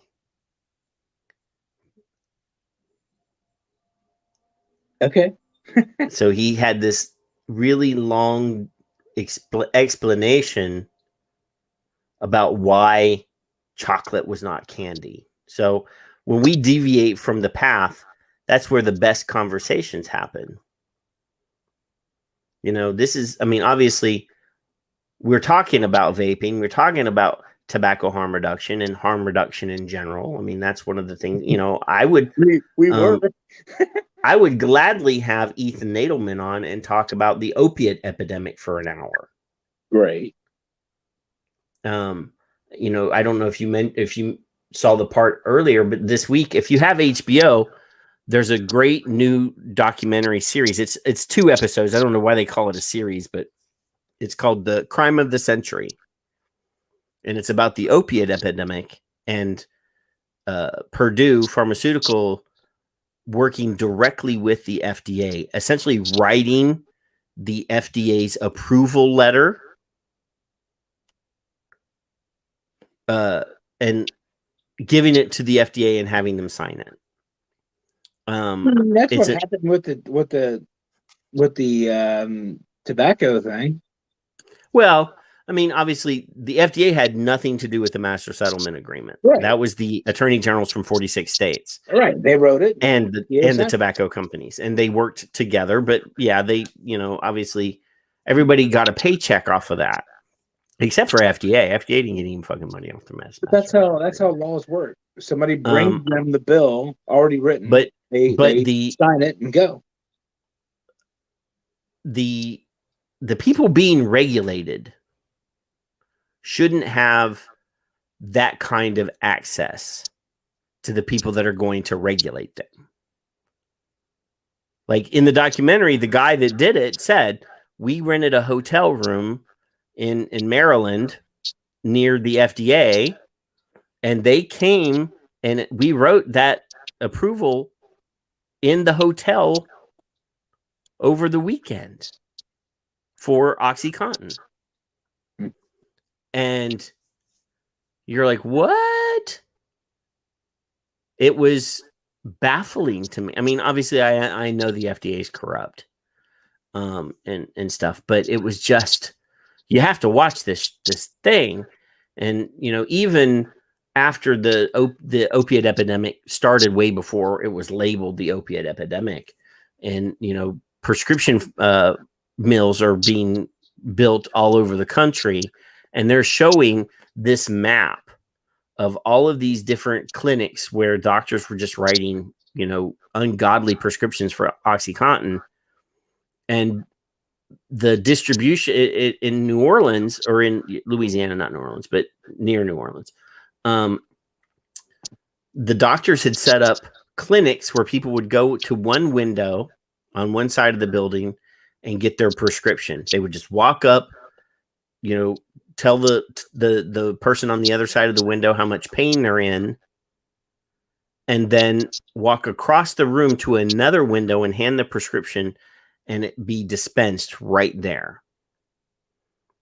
And you're just like, whoa. And then even after Purdue got sued by the federal government and agreed to a $33 million lawsuit, they just turned around and filed bankruptcy.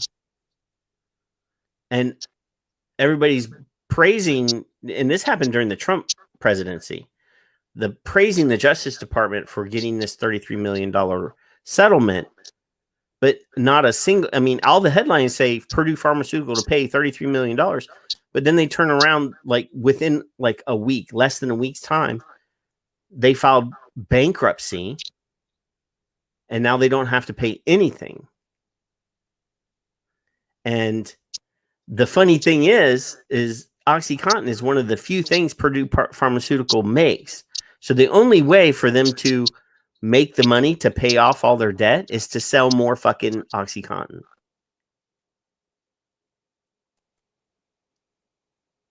It's just crazy. And then it goes into fentanyl and all sorts of stuff. But watch that fucking documentary. It will definitely open your eyes. I mean, obviously, you guys that are going through PMTA don't want to hear that the FDA is fucking corrupt bunch of fucking crooks. But you watch this fucking documentary and you go, why are they even there? How do they even exist? They don't even understand what the word regulation is meant for. I mean, regulation is to make this safe for the world, safe for at least for Americans, because it's the FDA, the American FDA. And they're literally making decisions on a daily basis that purposefully kill people. Holy shit. And they don't care. Oh my God, this is all. So yeah, obviously you have to sit there, and it's not an action-packed documentary, but my God, it's crazy. And for somebody, I mean, obviously Chris says he's done a lot of research and he's been deep diving that for years. For somebody that's only been looking at just the common stuff, to actually have the ex-FDA guy on camera admitting to it, and the ex-Purdue employees like admitting to it and talking about how much money they were making, and you're just like, fuck, you guys all, there's a special place in hell set aside for you. All of them. Every single one of them. Oh my God, it's awful. It's just awful. Hey, but Tom Morowitz brings up Bill Gates and African vaccines. He's not nearly, he's half as rich as he was 2 weeks ago as he is now. So, he might have to downsize a lot of his public health work, because everybody thinks that he's a doctor. He's a college dropout, by the way. Yeah, he's an expert on public health, but okay. Yeah. Yeah, because Melinda Gates took half of his shit. That's fantastic. She's on TV as much as he is, talking about vaccines and stuff. So, well, she's got money to make still. Yeah, she got money. She got money to make on the chips. Yeah. Yeah. The Chris's question is kind of funny. How many times do we agree with their shit before finally disregarding them entirely? The problem is if you disregard their shit, you're going to fucking jail. So, right. We talked about, a while back, Matt Culley put a thing on, talking about enforcement and not being too worried about ATF kicking in their doors. And I'm like, and I mentioned this with Nick last week, because he's ex law enforcement. And I'm like, look, I'm not a cop and I'm not an expert on this, but I do know that when the ATF and, NARC people and all those things, when they're doing a drug bust, there's a lot of legwork that happens over a period of time, months. They got to find the source and they got to make some, sting buys and do all sorts of stuff to lay their prosecutorial groundwork before they do the ultimate kick in the doors and arrest people, right? In the vape world, they don't have to do any of that shit. They know where you are. You registered with the FDA. They know where you are. Well, fuck, you've registered with the ATF.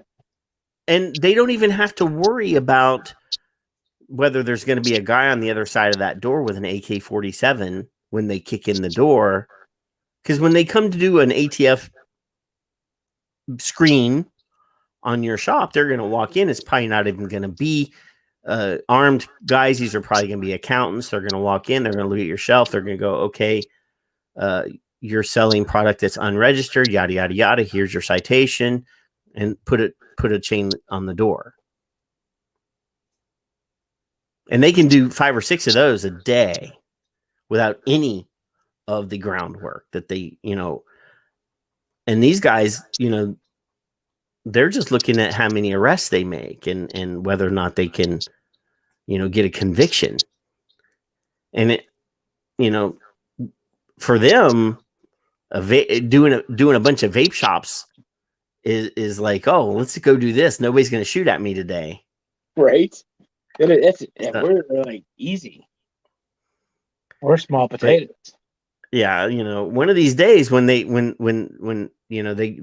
to work and they're having their rollout or their meeting at the beginning of the day, they're going to say, hey, our arrests are down. We need to go to work. We need to get some citations written. We need to get out. And they're going to go, hey, let's hit these vape shop guys. We can write a whole bunch of citations. He must be peeing. He muted. He must not want us to hear him taking a leak. Correct. Yeah. See, I know these things. Yeah,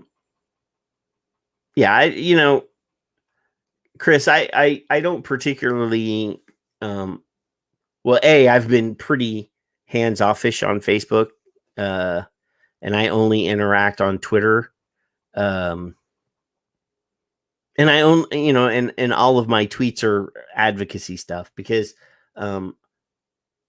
we talked about it earlier, the whole I vape, I vote thing. In the politicians that I've dealt with mind, it's a joke because politically we are just as diverse as any other group in the world. Smokers come from every walk of life, every political persuasion, every sexual preference, every race, color, and creed, every religion.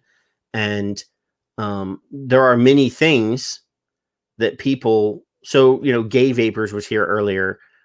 Gay vapor, if they are indeed a gay vapor, is not going to vote for Donald Trump because in the gay community, whether it's true or not, it was perceived that he was anti-gay. So if Donald Trump was going to be fair on vaping, they have to make the decision, well, is he going to write sign legislation that is anti-gay, which is very important because that's one of those things that's very important to people. There were a lot of people in the African American community that loved Trump, and there were a bunch of people that didn't like Trump. The ones that didn't like Trump that vape aren't going to vote for him because of their race. They have to choose what's the most important thing. And the idea that there's this, huge number of single issue voters that vaping is their thing. I'm not saying that there aren't people that vaping is the most important thing. I'm sure if I asked James, he would say vaping is the most important thing to him. But there are a lot of people that use these products that use them, and it's not the center core of their life. They have many other important things. When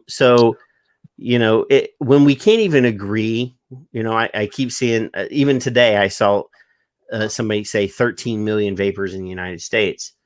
That number isn't, the real number is not even half that much. So when we can't even agree on how many of us there are, it's chaos. And yeah, I mean, the whole idea that to me, gun rights and vaping are my thing. So I did somebody else's show about a year ago, and we talked about the single issue voter thing. And that guy was also a gun rights guy. And I said, hey, what if you found a politician that was pro vaping, but was anti Second Amendment? Are you going to vote for him? You're going to lose your guns, but you can vape. Nope. And he said no. And I said, okay.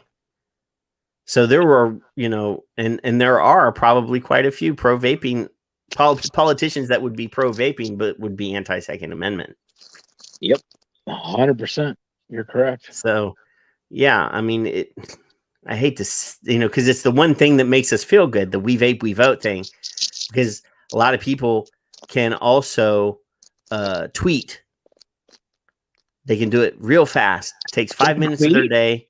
They can tweet. They can retweet people's tweets. They can hashtag we vape, we vote, and they feel good that they've never made a phone call to their politician or tried to arrange a face-to-face meeting with their politician to say, yes, you can.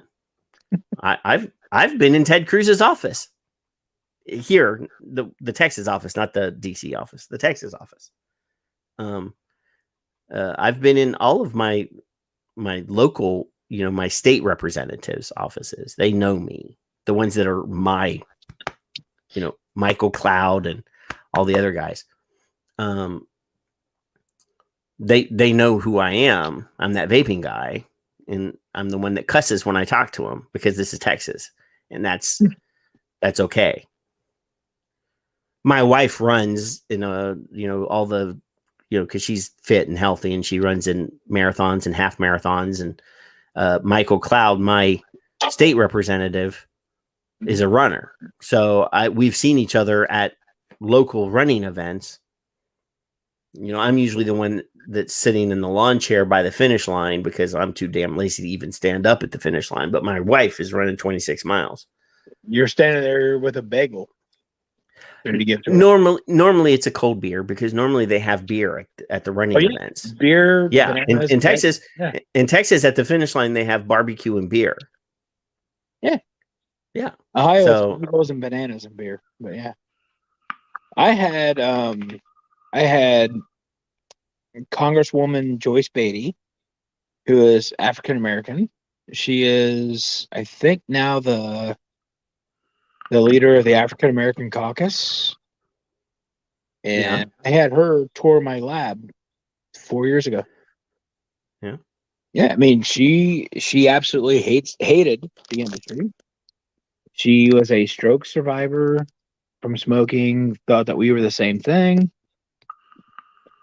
And Jerry and I went out of town on vacation, and she showed up to one of my stores, sat there for an hour, talked to customers, talked to my employees, didn't announce who she was. I invited her. Whenever you're around, just swing in, and she did.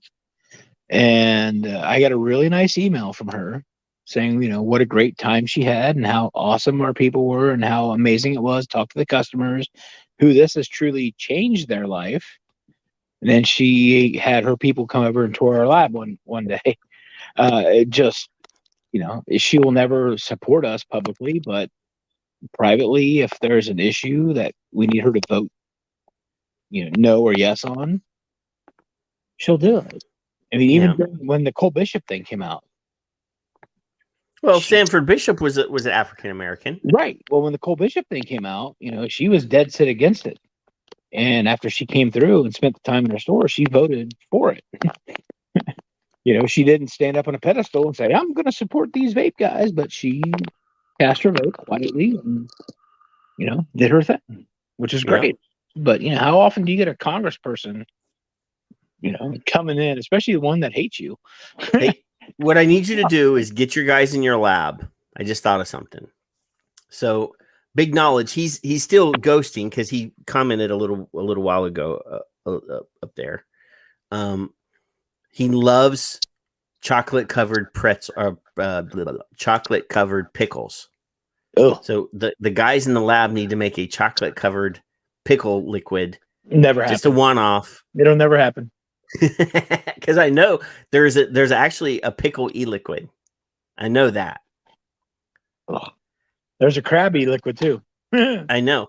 When I was at Matt's, I was at a a vape show, and there was a company there, and I can't remember the name of it. They gave me a purple towel, so they're purple.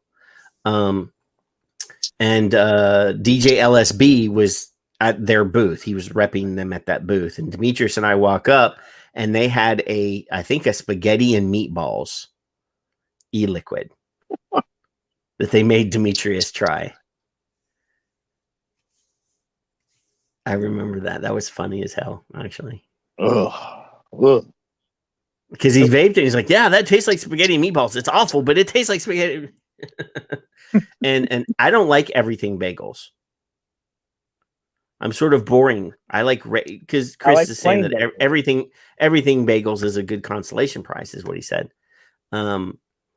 No. I'm just a plain bagel guy. Just a plain bagel with a little cream cheese and some lox. A little smear. Yeah, I'm good. A lot of people maybe not like the lox, but I like lox. So My wife likes lox. I don't. yeah. Just give me the cream cheese. I'm good. Or peanut butter or butter. I'm good. Hey, I got cashew butter, man. Cashew butter rocks. That is the best. But it's like $11 a bottle. Oh, it's ridiculous, dude. It's the most expensive nut butter. Now we're talking about nut butter. You said nut butter. It is the most expensive. I have the chocolate one. What's the chocolate one that everybody Nutella? Nutella. Oh, that's I have hazelnut and chocolate, and I have so almond butter and peanut butter and cashew butter all in my, because every once in a while you got to have nut butter. Gotta love nut butters. So yeah, and there's even cashew and almond milk in the refrigerator. I don't go that far, but I imagine it's great. Yeah, my wife is anti-lactose, so it's funny because I buy regular vitamin D whole milk, and she buys the nut milks because she doesn't like the lactose. He said nut milk. Yes, I said nut milk. I mean, you saw my wife. She came in to get the trash in the middle of the show. She said, "Are you live?" And I'm like, "Yeah, it's Friday night." I did. Because she'll every once in a while, if she's in bed now, but she'll open the doors and peek in. You'll see the door slide apart just a little bit and see if I'm still doing this. I think she thinks that sometimes I just come in here and close the doors and pretend like I'm live and just talk to the computer, like just to get Patrick time. And search porn. Yeah, I get you. Yeah. Because when you first get married, you get private time. If you go to the restroom, like the door's closed, private time. Now, we don't have kids, but I do understand from people that have kids that kids will try to open the door and talk to you while you're pooping. Oh, yeah, they do. Or they'll talk to you through the door. I don't have kids, but my wife has gotten to the point now where she'll try to talk to me while I'm, breaking one off in the toilet. And I'm like, woman, I'm pooping and I can't poop if you're talking to me. I have performance issues. But yeah, I mean, when we first got married, there was like mystery. Like still, I could go in there and take a book and read, or have a magazine in there and read while I'm pooping. And now it's like, read. Well, yeah. Now it's like, hey, she'll come home from work and I'll be pooping. And she'll come in and you're like, oh, you'd never understand what happened at work today. Blah, blah, blah, blah, blah. I'm like, woman, I'm pooping. Just I'll listen to your story later. Give me 15 minutes. Let me finish what I'm doing. Let me pinch off the loaf. I'll be there in a minute. So Chris, Big Knowledge Garland has just replied that he does not want pickled chocolate covered pickled e-liquid. Good call. Good call, Chris. Well, he was saying, specifically that chocolate made everything better, and he liked pretzels and other things dipped in chocolate. And after he was on the show, I sent him a link to a recipe for chocolate covered pickles, and he was very agitated. He was very agitated that I sent that to him. Very agitated. That's fantastic. Yeah. Oh, dude, both of my dogs.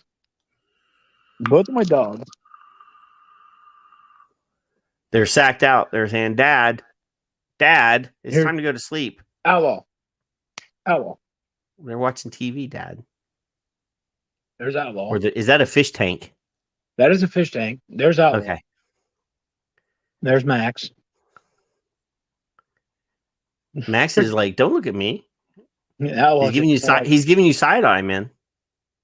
Right. He's giving you side eye.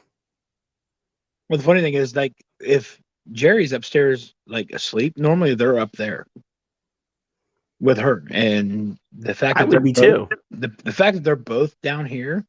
If I had the opportunity to, never mind. I would get into bed with her if you were staying downstairs. I get it, dude. She's a beautiful girl. I'll kick my coverage.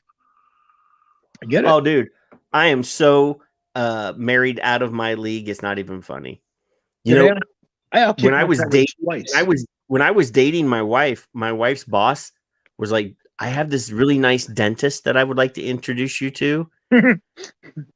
And my wife's like, at the time, my wife was like, I'm dating Patrick, my husband or my soon to be husband or whatever. And she's like, you don't have to settle.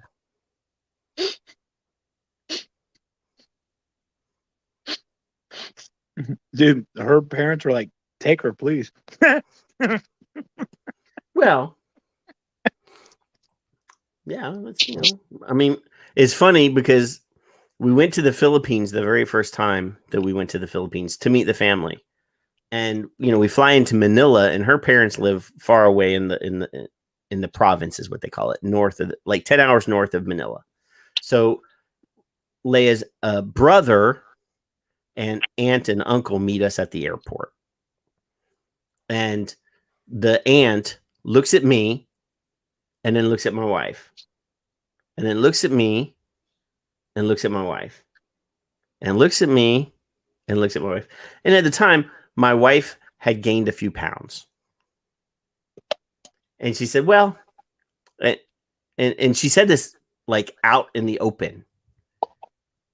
She said, well, since you got heavier, I can see this. Thanks. Appreciate But you. then subsequently, my wife has lost she's down to 105 pounds now. And when we go out in public, everybody's like, he must be rich. And sadly, my wife makes way more money than me. Mine too. Way more money than me.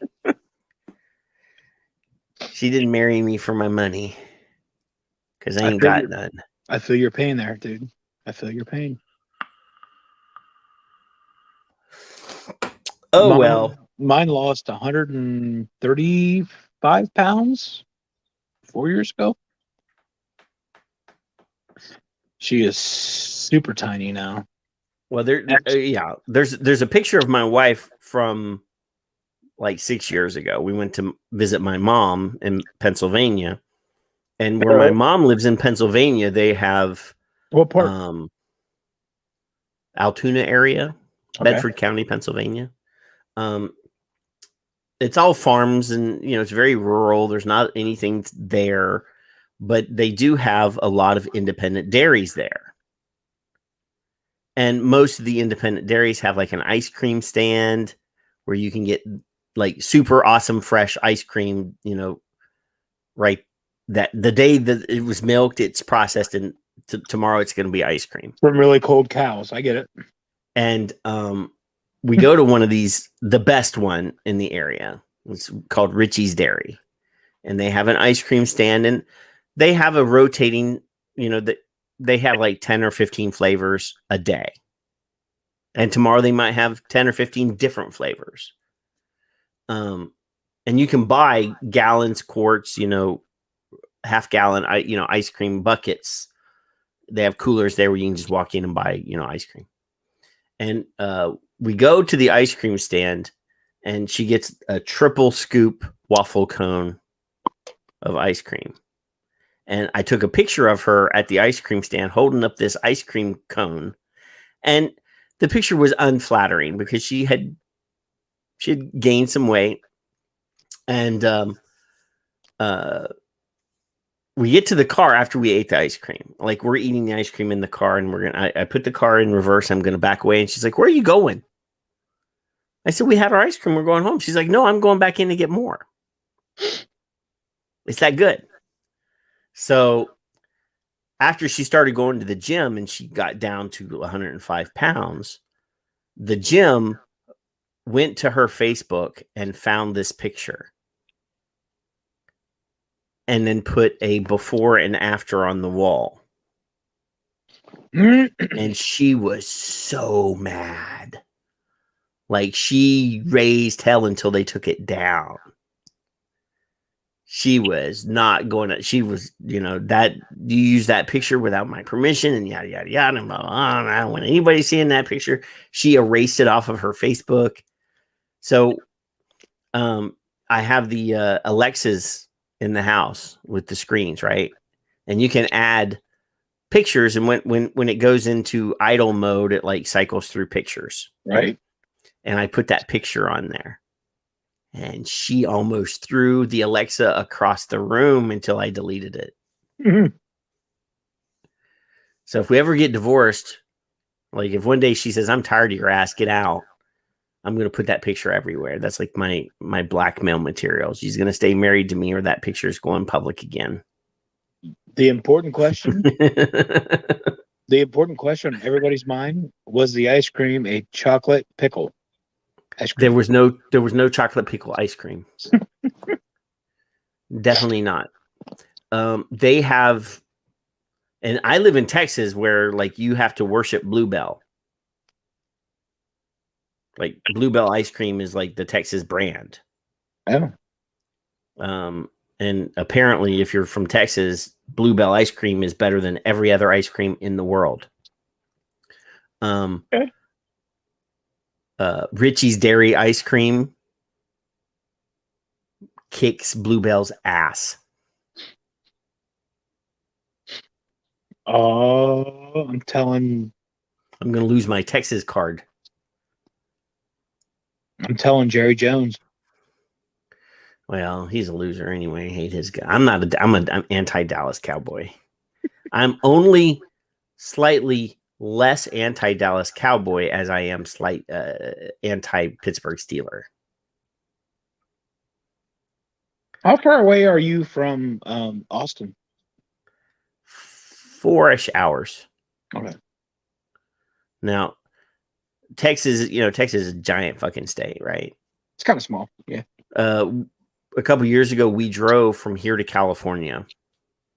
And as soon as my wife gets in the car, she falls asleep. Like, so it's you drove from Texas to California. I never got out of the driver's seat. No. But when I was driving from here to Northwest Texas, because you have to literally, if you're going to California, you have to drive the longest part of the state, and it takes about 16 hours. Yeah. So every couple hours, my wife wakes up and she goes, "Where are we?" And I'm like, "Oh, well, we're in Bernie, Texas." Oh, she'll fall back asleep. A couple hours later, she'll wake up. "Where are we at?" We just passed, Oil Patch, Texas, or whatever. It's starting to get dark. Now, my wife wants to take a picture every time we cross the state line.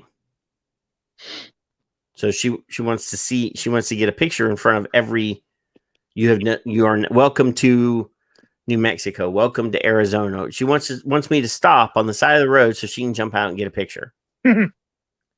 Well, when we we'd left at like 5 a.m. We crossed the state line into New Mexico at 11:30, 12 o'clock. And she's like, I missed the state. I was like, there's no fucking way I'm stopping on the dark fucking highway in the middle of the night so you can stand in front of a sign and nobody's going to see you because it's dark just to get your picture. So then we kept driving. She's like, when are you going to stop? I said, well, since I'm driving, we're going to stop when I'm sleepy. Because I want to get at least a reasonable distance so that tomorrow when we get up and get on the road, we arrive at your aunt's house in California at a reasonable hour. So I drove like 16 hours that first day. Fuck that. And she was pissed. She was mad. She's like, you're going to kill us and we're going to die. I'm like, no, we're going to get to a hotel. There's roadside hotels. You know, we can get a Best Western or a Radisson or a Red Roof Inn or whatever, anywhere along the road. My app on my phone will tell me where the nearest hotel is. And eventually we stopped in the far side of New Mexico. She was mad. But the next day we got to her aunt in Carson, California at like 6 o'clock in the evening. Dude, 16 hours through Texas. That just sounds horrible. No, it's only like 14 hours. There were 2 hours of New Mexico in there, but okay, but that still sounds fucking horrible. I mean, you live in a place where you can drive like an hour and be in a different state.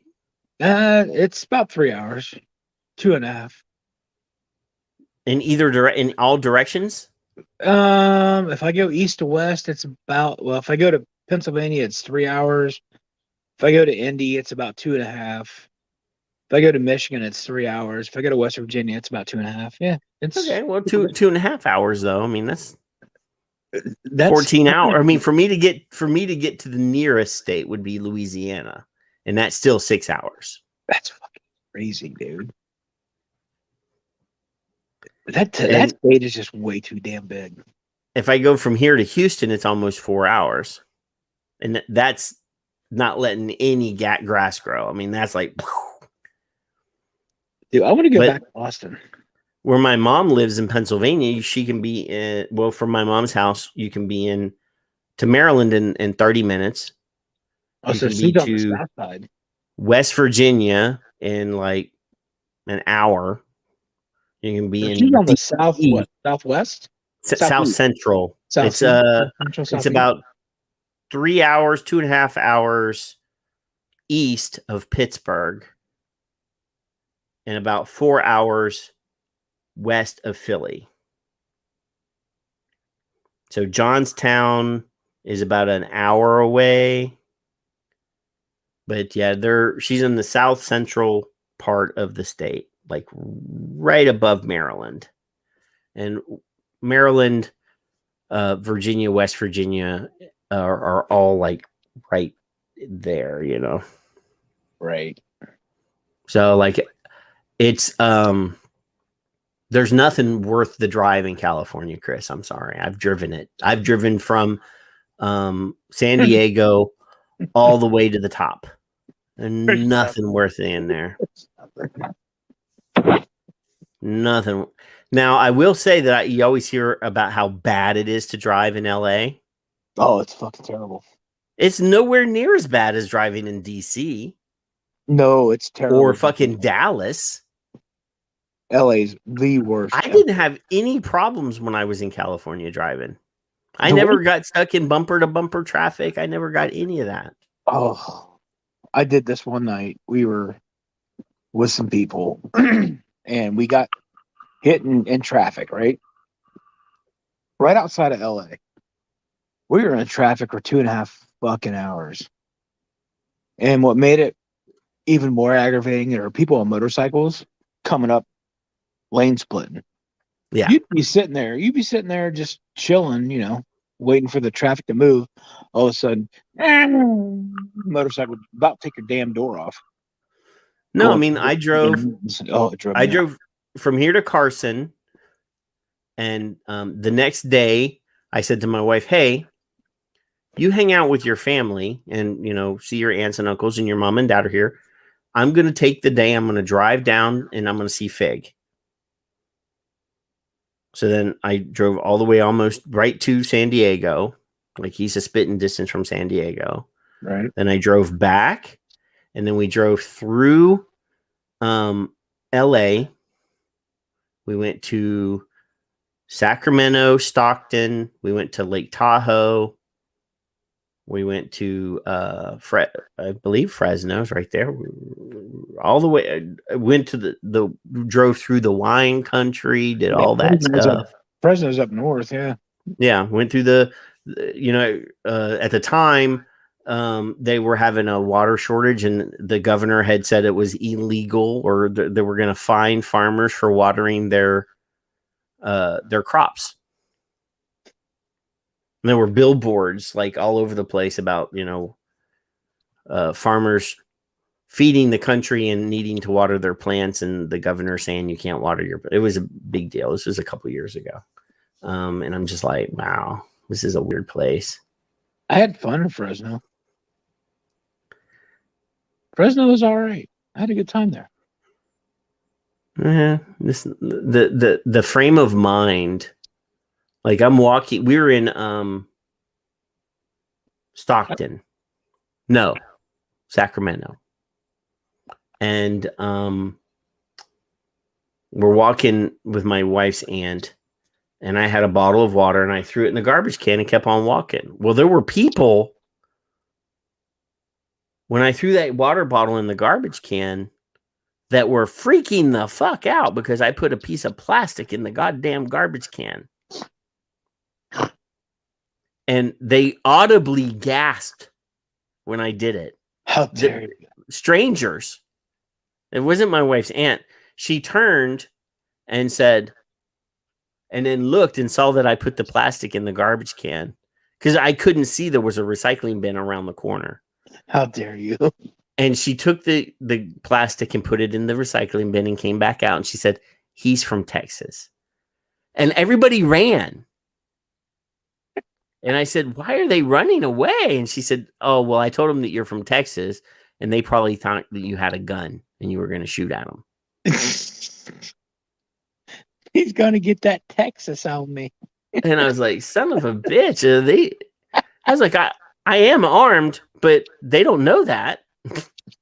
You're going to get that Texas on them. How dare you? And she said, you can't be armed. This is California. I said, I got a license. But California doesn't reciprocate. No, they do not. They don't. I have my carry conceal, but they don't reciprocate. They don't like that there. No, I was breaking the law, but that was okay. I was protected. Ow, breaking the law. Ow. All right, man. I got to go to bed. I'm tired. Yeah, I know. I was actually going to end it like an hour ago, and then we just started talking about other shit. So we're good. I appreciate it. 12 months. That's good. Thank you for coming. If there's anything ever important with OHVTA, you're going to let me know, and absolutely, we'll have you on again. You see us every Monday at 10 o'clock until sometimes 10:15, sometimes 10:30, 10:45, 11:30. We're always there. Noon. Dude. James always in his truck driving. Always in my truck, yes. Yeah, always. Yeah, everything's good. I always hear the traffic sounds when he's yapping. Yep. Just, I want everybody to realize, the whole goal of what we do is to protect the entire gamut of these products, these vaping products, to help every person that smokes, even those nicotine patches, man. Fantastic. Pouches. Yes. We sell them. Whatever it takes to get people off of cigarettes, that works. I mean, if the fucking nicotine patches work for you, good on you. Or the if pouches. nicotine, if nicotine toothpicks work for you, if snooze works for you, or nicotine pouches work for you. They now have nicotine gum. Well, nicotine gums. Well, Rogue now has a nicotine gum and a nicotine mint over the counter. Whatever works. Right. Whatever works. It's not We're combustible. here to defend these products, and we're here to defend the people that use these products. They shouldn't be demonized. They shouldn't be looked down upon because they're trying to help themselves. You know, if we had done our work properly, we would be given the same respect that safe needle exchanges and safe injection sites. And, you know, you don't hear anybody trying to ban what's the drug that the anti-heroin replacement drug that everybody goes shit. If I wasn't so tired, I'd remember right off the top of my head. You know, whatever it takes to supplement or to completely substitute. You know, people you got to, you know, even dual methadone. You know, there's no politician trying to ban methadone because it's now accepted that it helps people get off of intravenous heroin. You know, we would be in the same place as those those items if we had played our cards right from the beginning. If we had turned this into a public health issue, you know, a human rights issue from day one, instead of trying to make it about freedom, which is important. This is Son of Liberty Radio after all. But, you know, we never tried to make the argument fit that criteria. Because we were afraid to, because they said you can't make health claims and you can't do this and you can't do that. We would be in a completely different world than we are now. I believe. If we'd have framed our arguments in a different way. Maybe if we wouldn't have called it an e-cigarette. I mean, you know. Well, we didn't. I mean, we didn't. But the Chinese guy that invented the damn thing did. Yeah, look, God darn him. That crazy bastard that saved billions of lives. I know, right? I mean, this is say all you will. I mean, he just wanted to figure out a way to not die because his dad died. Right. So yeah, I mean, we need to, you know, get together and show that we can be professional, that we can be respectable, that we can be all these things, so that this product, this thing right here, you know, or this thing, or, you know, this other thing is still here for the guy that wakes up one morning 5 years from now, 10 years from now, coughing up a lung. Because as a smoker, everybody that's a long-term smoker knows you wake up in the morning, you got a lung full of phlegm, you got smoker's cough, you got to expectorate, you got to get it out. One day somebody's going to say, I need to quit this. And then he's going to go, I need to figure out something that works. Because all these other things that I've tried didn't work. And he's going to pick up one of these if these are still here. Otherwise, he's going to try the patches, the gums, the lozenges, those things that are inferior, that never work, that only work 5% of the time. And then go back to smoking. You got the FDA saying, hey, let's push these very low nicotine cigarettes out onto the market that aren't going to satisfy people. And they're going to keep smoking. They're going to smoke twice as much. And guess what? They have reduced nicotine, but they still have the same levels of all the other bad shit. Yep. So all the stuff that's killing them is still there. And the government makes twice as much. Because you're buying twice as much. Absolutely. And they've already spent billions of dollars pre-buying these things. The FDA has bought millions of dollars of very low nicotine cigarettes. already. So that's why we're here. You know, we talk about pickles and we talk about chocolate and we talk about James's dog and we talk about all the other stuff we talk about. That's just because we're, you know, shooting the breeze. But the most important thing is saving smokers, doing this to save smokers. So James is going to pet his dogs good night. We're all going to go to bed. Here's my little baby. Enjoy our weekend. You know, my wife's working this weekend, so I don't know what I'm going to do. I'll probably stir some trouble somewhere. Monday, I go to the doctor, and he's going to tell me if my knee's healed enough that I can go back to work soon or not. It's not. I don't think it's ready. It feels a lot better, but I don't think it's ready for me to go and spend 10 hours of my day driving and picking up heavy patients and doing that. So I have to maybe 2 more weeks, and then I'll be ready. But you look good, though. You look good. Well, I didn't have surgery on my face. Oh, never mind then. You look the same. But yeah, the ACL is still there, but my leg is still popping and clicking. And every morning I get up and it's locked, and it doesn't go to a full extension until it pops, and then it's fine. But it's still popping and clicking and stuff. And I don't think I'm ready, but I'm going to listen to the doctor. But I'm doing good. So we're going to do good. We're going to come back 7 days. Shithead and Nick and Mike Peterson will be here Monday morning to do what they do. You know, sometimes I actually watch it. Sometimes I don't, especially when I was working. It's not very convenient for me because that's when I'm seeing patients in the morning. So the good thing is that there's a thing that we have called replay.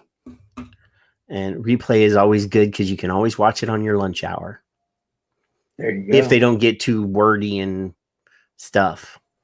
It happens.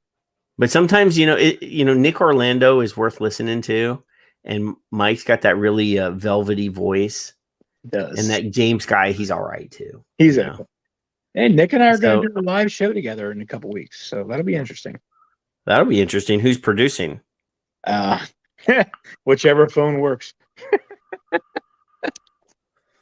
Oh, that ought to be all right. But we'll be live together, I think, in 3 weeks. I believe is. Oh, y'all going to be in the same place? Yeah, we're going to be together. Oh, I thought you were doing the show by yourself. I mean, Mike will still do the show. Oh yeah, no, Mike will do the show, and I'll be in Florida. So I think Nick and I will do it together. We got to figure out that whole deal. You're going to do it together. You're going to rub his bald head, and if he's lucky. So, good night, y'all. Be good. Stay out of trouble. They say don't do anything I wouldn't do, or do. Just do it safely. Yeah. Here's the outro. No, never give up, never surrender. We're exporting a whole lot of really bad and dangerous rhetoric, bad research, and unfortunately it's being picked up and amplified in other countries. Never forget the elephant in the room. It's actually such a big elephant that I don't think people can even breathe in that room. It's such a huge elephant. It's the number one preventable cause of death in Australia.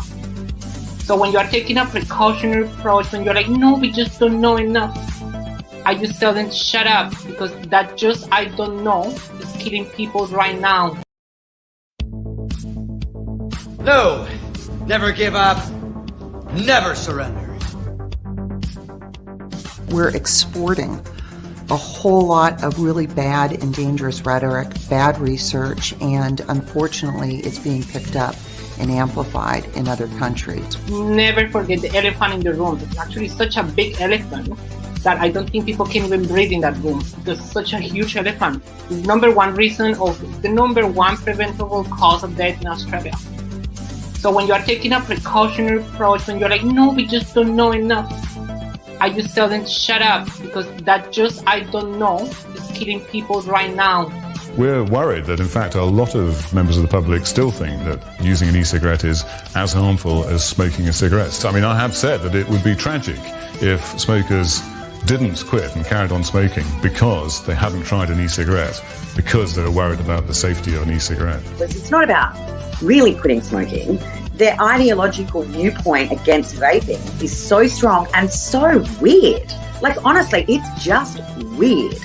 I don't know why it invokes this incredible sort of anger from these people. I mean, this colleague of mine said to me when I first moved to get the inquiry up, her comment to me was, why don't they just use a patch? And I said to her, do you smoke? And she's like, no. I said, have you ever smoked? And she said, no. And I said, well, shut up then. You don't know how hard it is to quit smoking. Engorged, anus.